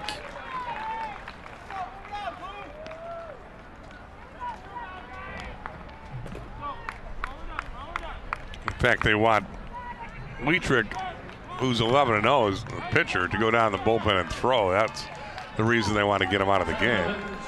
So Wheatrick goes from running the bases, following his leadoff single, to going down to warm up in case he needs to pitch the 7th inning. And you know Greenwood would love to bring him in a save situation. On the very first pitch, Ray Q unable to come up with it cleanly as Wally. Coming over as well was Konjemi, the first baseman. Just a couple of players come up empty. All of a sudden, Indians have runners at first and second with nobody out. Here out. comes Mike Flood, and I think this will be to calm down Walling, who makes that play 9 times out of 10, but puts state tournament pressure on, and that's not a routine play. But Flood senses that Walling's upset at himself for not making a basic play. It's an error. Well, they call it a hit? No, they call it an error. And yeah, rightly so. Yep. Got to make that play. And Flood, again, happy that his pitcher has enough poise to go through this. So 2 on, none out, and Tyler Johnson, who's bounced out to second, will be the hitter.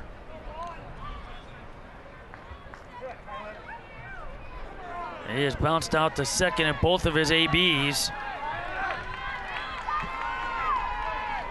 Tyler Johnson, not a big power guy with his 3 extra base hits. They're all doubles. Has knocked in 15. He is the tying run at the plate, however. And a bunt. Rolling foul. Lavick, your lead runner over at second base. Ray Q at first. Back into the batter's box goes Johnson. Ken Hinker knows his personnel better than I, but I'm a little surprised with 6 outs left. You give one up to move 2 runners up, when you're down 3. But, again, he knows his people better than anybody, and he has Tyler Johnson bunting. And he almost put down a dandy, which would have been a hit. Oh. Boy, that ball been held on to. You might be talking about the first out of the inning. Ruger Rail, the shortstop. They had the courtesy runner picked off. There's no doubt about it. The ball beat him there. Real just didn't hold on. No balls and a strike on Johnson. Again, looking to bunt on the comebacker. They're going to try to go third, and they get that force out. Wow, that's a good play by Walling. He bounced off the mound, had no doubt in his mind. Maybe Kepsky, the catcher, was calling to throw to third. I thought this was a daring call. especially when you're up by 3 runs. But he had every intention to get the lead runner, and he did, throwing a fastball to Joseph at third. He stretched and barely beat Wietrich, or the courtesy runner. I'm with you, bro. If I thought maybe at first he was going to go to first, take the easy way and get that easy out, and instead, like you said, he had his mind made up as soon as he pounced on that baseball. Again, you got to get one out. If you're Johnson Crick, I don't even know if that was a good play, but kind of like the basketball coach when he sees the point guard put up the 30-footer. No, until it goes in. Yep. Anyway, that's a big out. Ball's loose in the Greenwood bullpen. That's the reason for the delay here. And that's actually a huge out. And I credit that guy for making a good defensive play, fielding his position well, and then throwing a strike to third. Cyrus Niggin 1 for 2. Niggin's a 360 hitter with 11 RBIs on the year. Again, he's not much of a power guy with just 3 extra base hits, all doubles, among his 15 hits this year.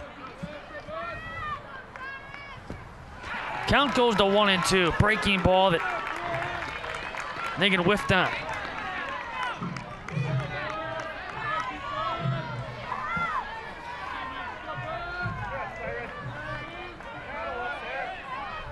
Walling sets. Emrath. And the relay from Rail. Stretching out. It's going to be a double play. A 4-6-3 double play. Emrath to Rail. Conjemi able to stretch out, lay out to come up with the relay throw to end what could have been a big inning for Greenwood. Gotta say, it's a big-time play by Conjemi as Real comes across the bag with conviction, but the throw is the right field side, and Conjemi, who's not a ballet artist down there at first, makes an acrobatic play to keep his foot in the bag and get a inning double play. My goodness. That's a killer for Greenwood. Now down their last 3 outs. Down 4-1.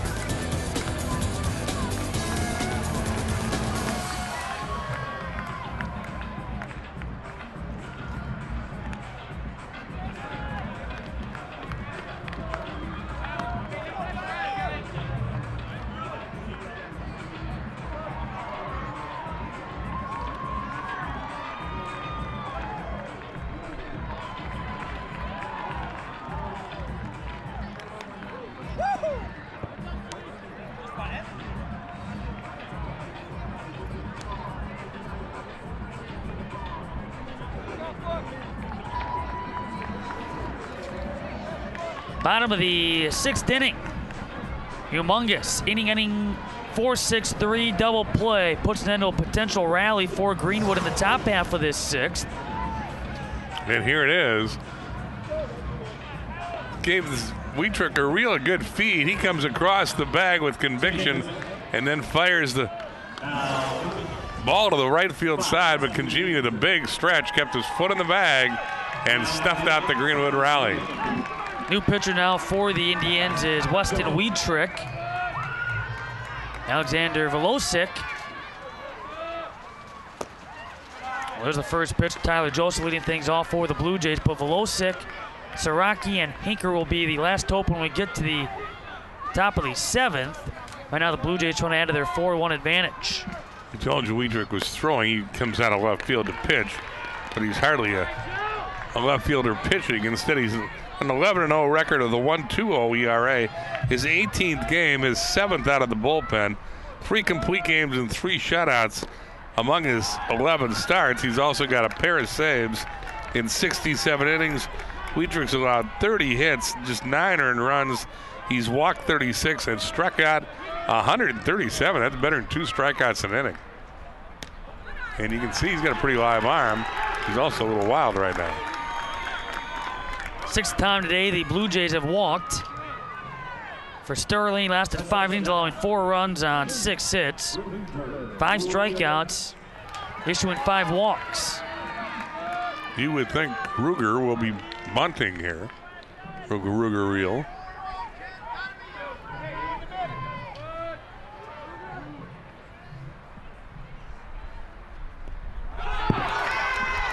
A wild pitch that gets away. Joseph in scoring position. And Wietrich definitely having some command issues as he comes in from left field. They don't have to bunt to get the runner into scoring position. Now we'll see if they have Real bunt him to third, or we'll just ask Real to hit the ball to the right side of the infield, not take the bat out of his hands. Count even up at 1-1. Here's Mike Flood.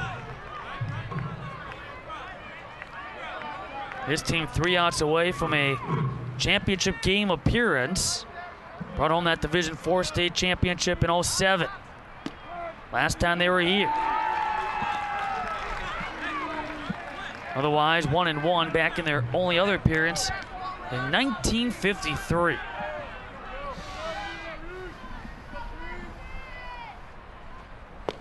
Called strike 3. Second time that Rail has struck out. Real didn't take the bat out of his shoulder, did he? Oh.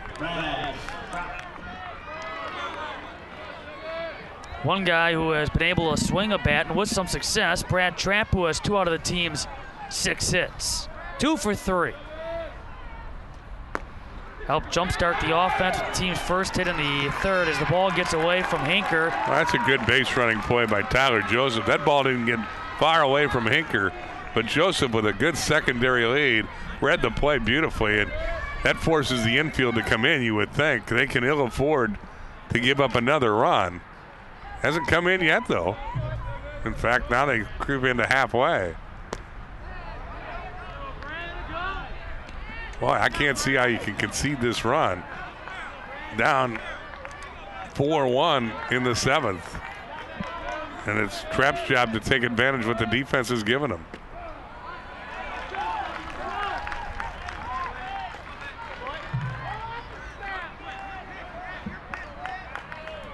Two balls and 1 strike with 1 down.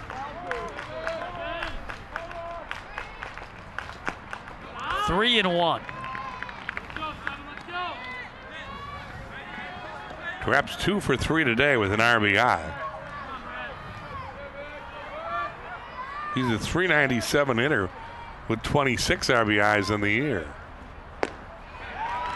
Count went full at 3-2. Certainly was tardy on that fastball. And again, coming up after this, it's D3 semifinal action.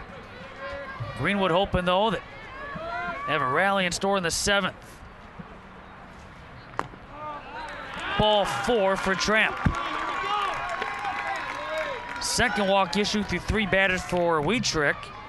That brings up Clayton Uselman. He's walked twice.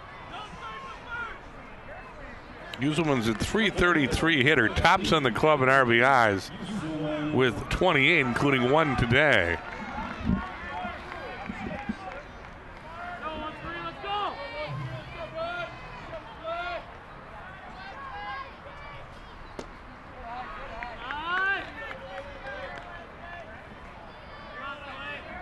Johnson Creek attempting to bump off the #1 team in Division IV. Johnson Creek unranked.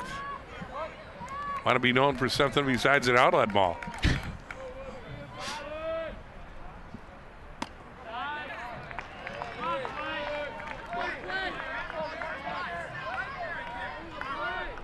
Two balls, no strikes to Uselman.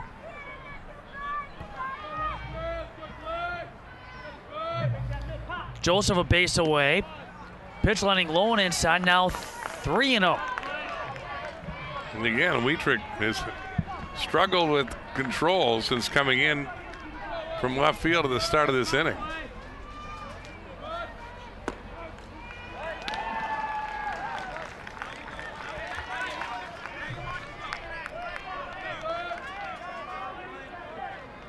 He's walked 36 in 67 innings on the year.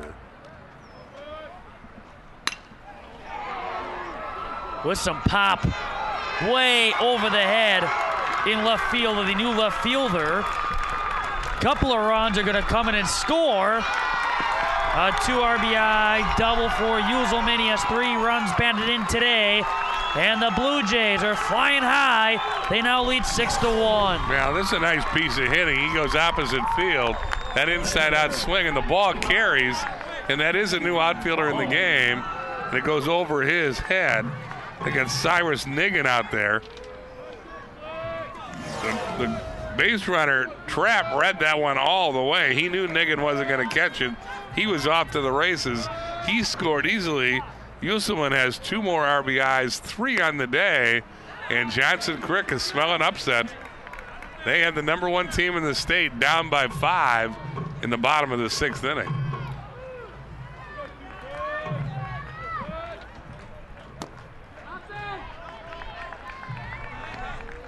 Still just 1 down here in the bottom of the 6th inning. Walling has walked, he has grounded up to second base, and he has grounded into a fielder's choice. 2 balls and a strike. As Wietrich trying to consistently pound that strike zone.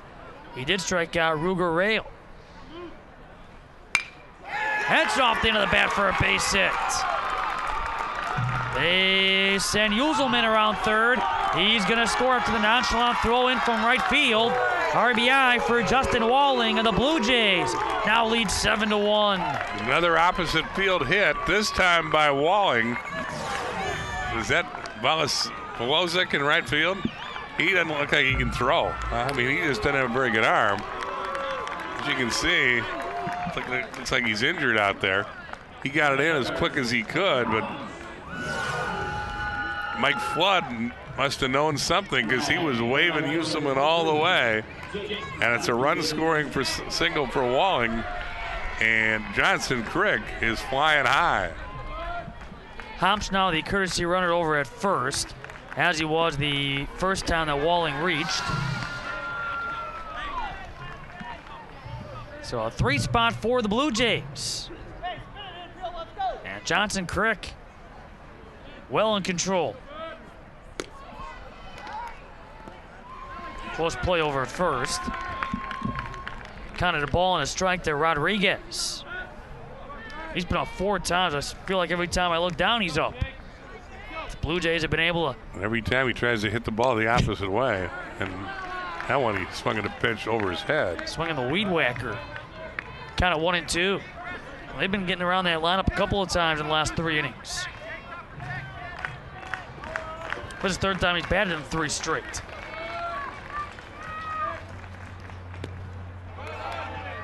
Kick ball by Hayden Hinker, but Homps stays put over at first.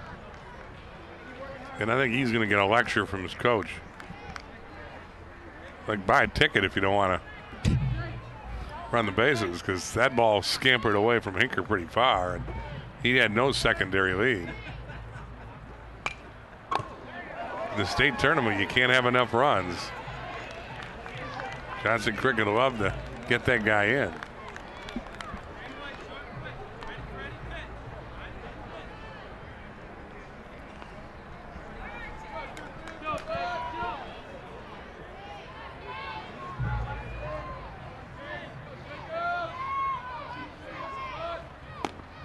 Again goes swinging, chasing up high, and back to the dugout goes Rodriguez. He's 0 for 4 as he strikes out. Second K for Wietrich. Yeah, Jake's had a tough day. He's had a good year, but a tough day.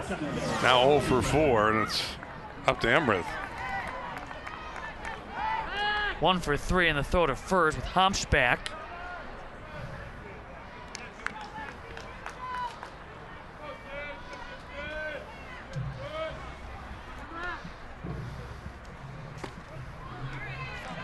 We're tuning in, expecting to see Division III state semifinal action.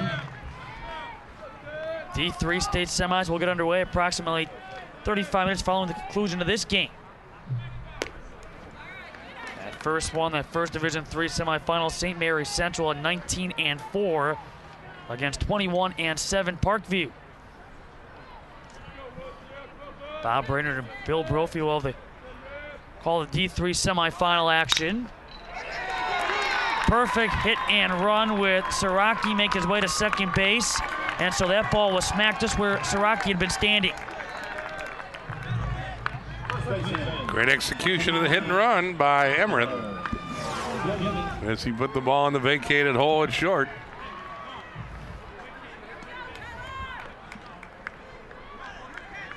With 2 down, Tyler Konjemi, 8th batter here in the 6th.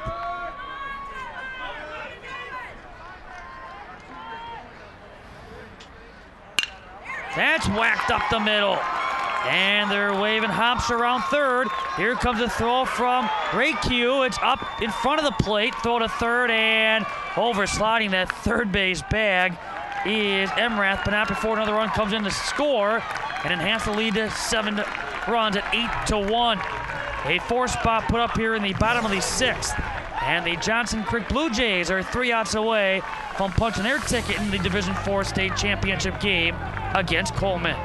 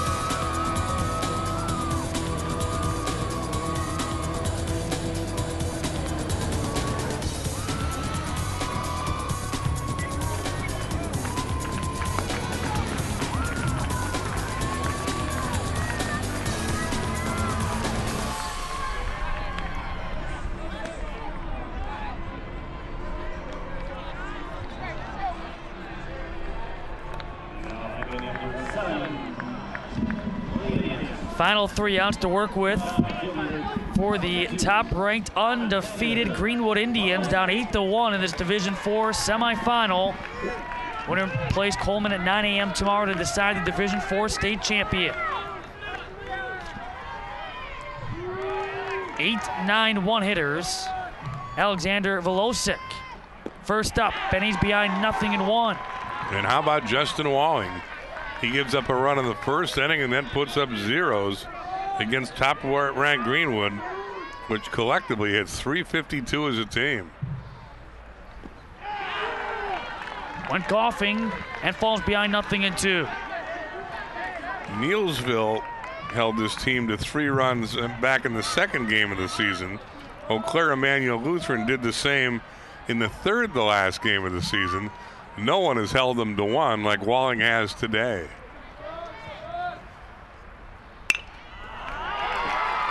Well, leadoff man aboard for the Indians.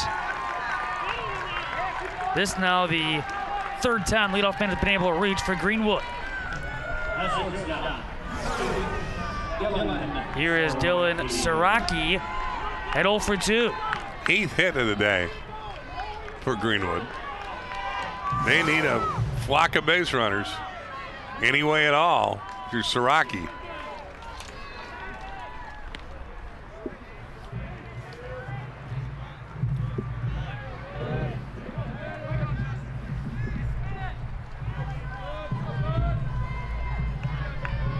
Find a way on. You turn that lineup over to the top.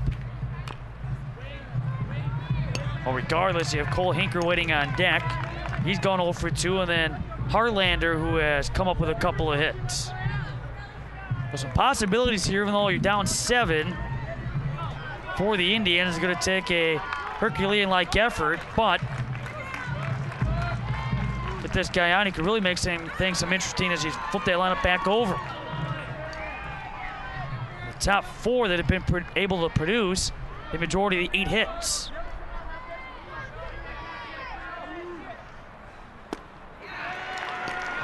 One and 2.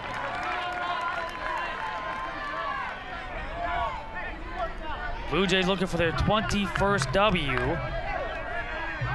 They had 22 wins when they won the Division IV state championship in 2007.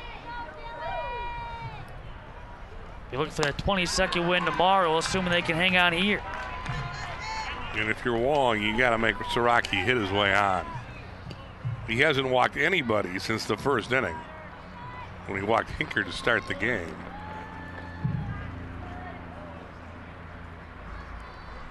Two balls and two strikes. Not sure if something flew through the fence or what, but that took Cole Hinker's attention for a second. Wong has struck out 3. And so far, shutting down unbeaten Greenwood. High for ball 3. And again, he's got to throw a strike here. You got to challenge the number 9 hitter in the 7th inning when you got a 7-run lead.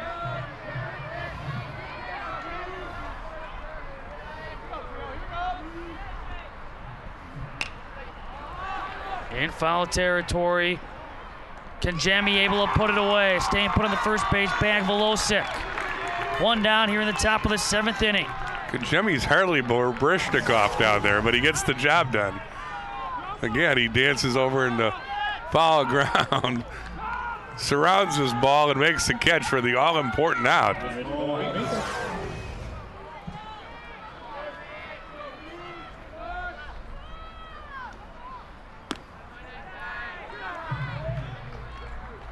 I don't know why, but I watched Kanjemi over there at first base, and almost a Prince Fielder like build to him. Was able to put that ball away with Siraki over at first. Had those quick feet though, and been able to cover lots of ground already for the Blue Jays. Heck of a defensive first baseman, and then offensively has an RBI in this game. Throwing the mask. Kupski. Able to get to loose baseball, staying put over first base. Volosic. Cole Hinker trying to break an 0-for-2 start to the ball game. Walked and scored in the first inning.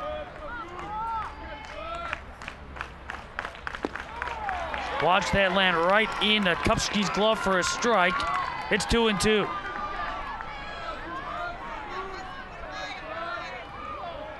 Middle infield, but a step from the edge of that infield dirt. Emrath and Rail, your second baseman shortstop combo. Counted full on the Indians leadoff man. And again, you gotta challenge him here. Walk issued. Second of the game, both have been delivered to Cole Hinker, and it brings up Josh Harlander.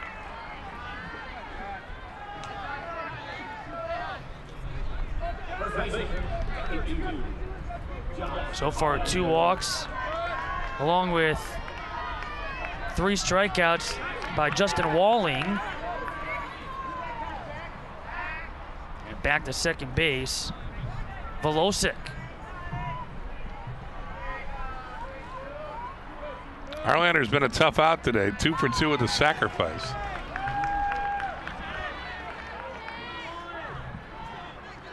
Indians have had their fair share of hits. They've had a hit in every inning except the second. But thus far leaving 6 on base. I wouldn't be surprised if this is, if Harlander isn't Walling's last hitter. If he gets aboard, I think you might see Uselman come in to pitch to the left-handed hitter. Hinker next. Because Walling seems to be on fumes here in the 7th inning. And if this guy gets on and Hinker hits an extra base hit, we got some fun. That's going to one-hop in front of Jake Rodriguez. Everybody being held up for a second as though they got deked by Rodriguez. Not sure if he was going to come up with it or not, but... And indeed, Mike Flood's thinking along with me. I think he knows his big right-hander gave it all he had, and it was a nice effort, more than a nice effort, a heck of an effort against a team that hits the stuffing out of the ball, and he just plain ran out of gas, in my opinion. And again, with the left-hander warmed up Uselman out in left field, and Hinker, a left-handed hitter with some power coming up, I don't know if you want to mess around. Well, now the Blue Jays. Well, he hadn't made a signal yet. No, he's sticking with him. Again, he knows his people better than I. He's basically saying, go get him, big boy. But this may be Greenwood's chance to get back in the game. Hayden Hinker is their leading home run hitter with 5 and has knocked in 27. As I say, if he hits the gap here, we got some fun. Looks at strike 1. Hinker's 2 for 3 with a run-scoring single. Wheatrick waiting on deck. Roll for a base hit to right. In the score is Velocic. Everybody else held up. 8-2 your score, and that's it for Justin Walling. Now, we gave him the one hitter, and Hinker knocks in his second run with a BB into right field. He got a nice stroke. And Uselman now will come in.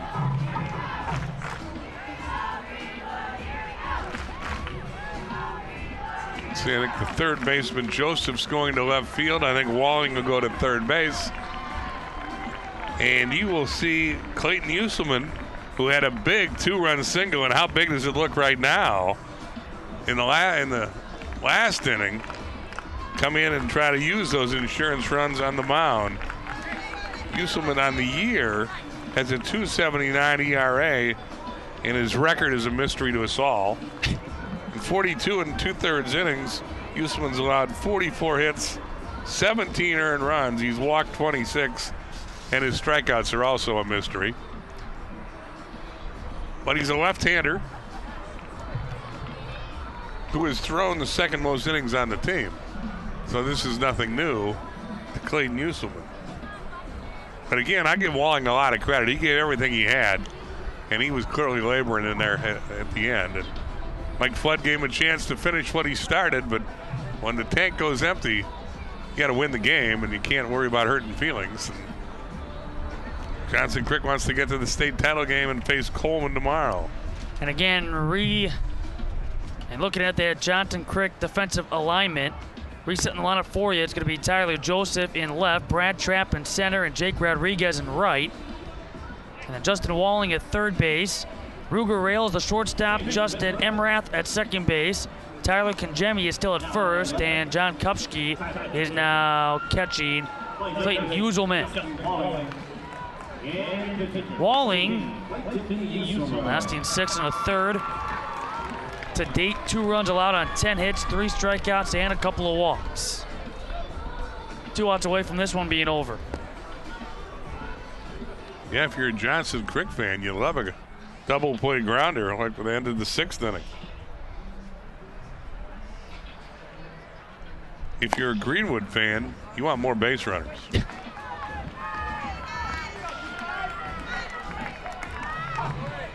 They need 2 more on to get on to hit the tag around to the plate. And the bullpen is not going to be activated again behind Uselman.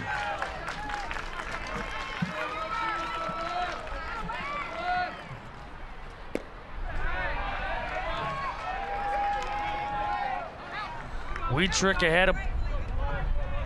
He would go on and pick up a single on top of a couple of fielders' choices.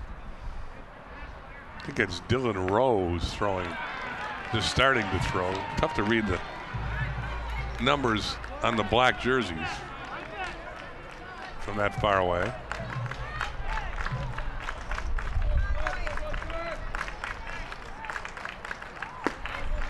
Count goes to 2-1. 6th batter here in the 7th as Greenwood looking to make it interesting, looking to prolong their season as long as they can.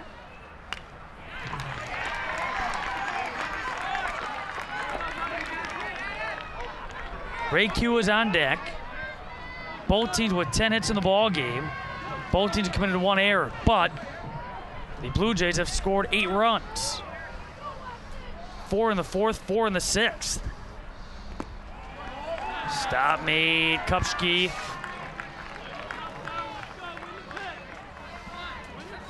Cole Hinker, your lead runner at third base with Harlander at second.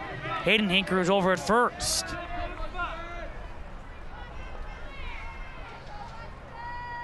Pay off the weed trick. No place for him.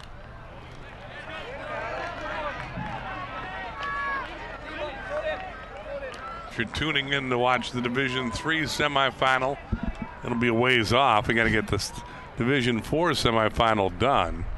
Johnson Crick attempting to upset the #1 team in the state, unbeaten Greenwood, up 8-2. They scored 4 in the fourth, 4 in the sixth.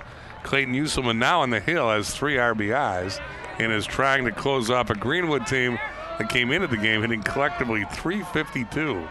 Today they've scored 2 runs, but they're rallying here in the 7th. Missed up high. Run number 3, come on down. Cole Hinker scoring for the 2nd time. Don't look now, but the tying run is on deck. And that was pretty much the Greenwood goal when this inning started.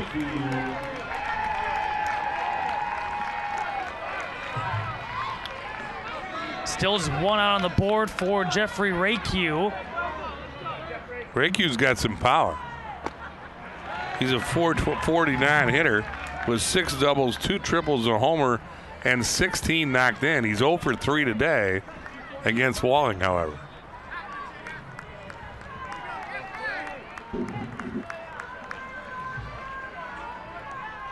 That walk, just the 3rd issued by the Blue Jays pitching today.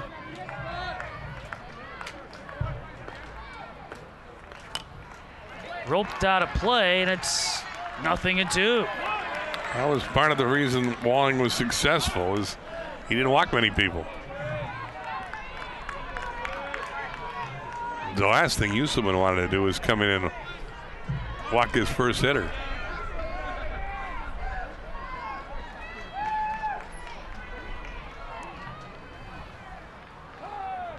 And time is called by Rakew. Now 3rd base is Harlander. Tyler Johnson, he's on deck. Couple outs to work with for the Indians. Grounded to second, Emrath to rail. Relay is going to be a bouncer that's blocked, and now trying to come in and score. Hayden Hinker's going to do just that. So Harlander and Hayden Hinker each score, and the Indians are down 8-5. But they get it out, and quite honestly, they'll trade it out for 2 runs at this point. Doesn't matter what the final score is, just so you got more runs than the other guy. There's the throw in the dirt. Jimmy can't come up with it. The ball scoots away, allowing Hinker to come in and score. So 4 runs are in. It's 8-5, but now it's up to Tyler Johnson to get on base and keep the game going.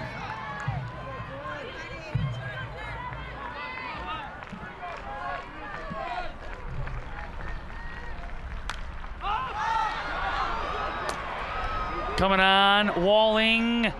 Can't come up with it. It's a tough play.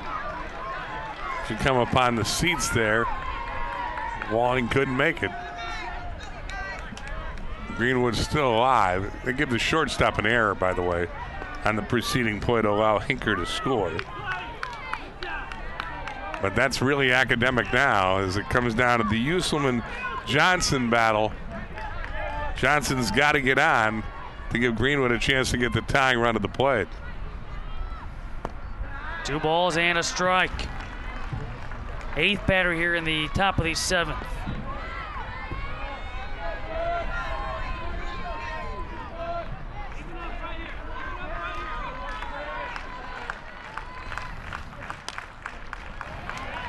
Two and two. On deck is Cyrus Niggin, who's 1 for 3 today.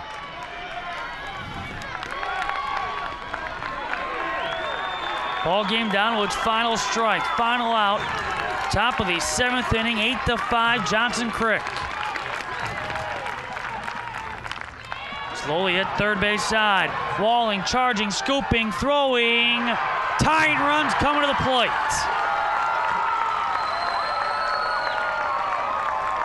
All day, Johnson Crick has played their third baseman very deep.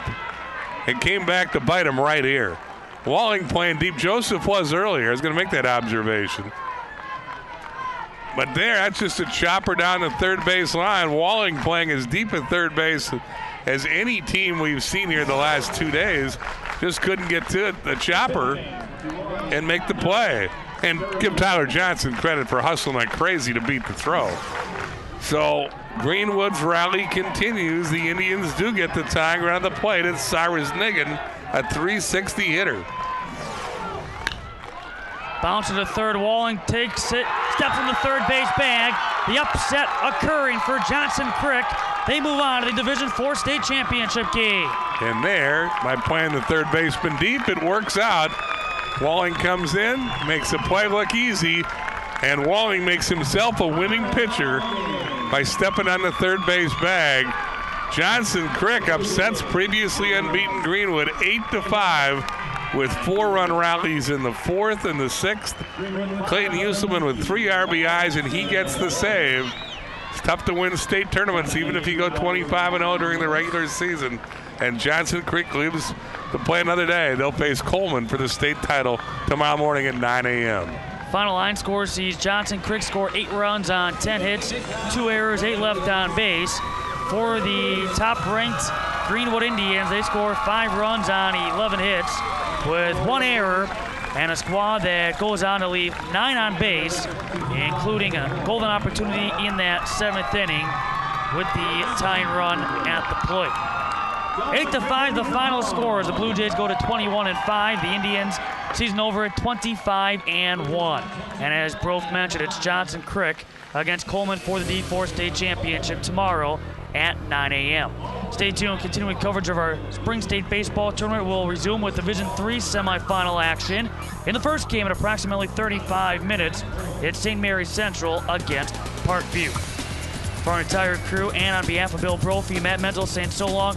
Good day for now from Time Warner Cable Field at Fox City Stadium in Grand Chute. Again, the final in our D4 state semifinal. It's Johnson Crick over Greenwood by an 8-5 final. You've been watching continuing coverage of the 65th annual WIAA Spring Baseball State Tournament from Fox Sports Wisconsin.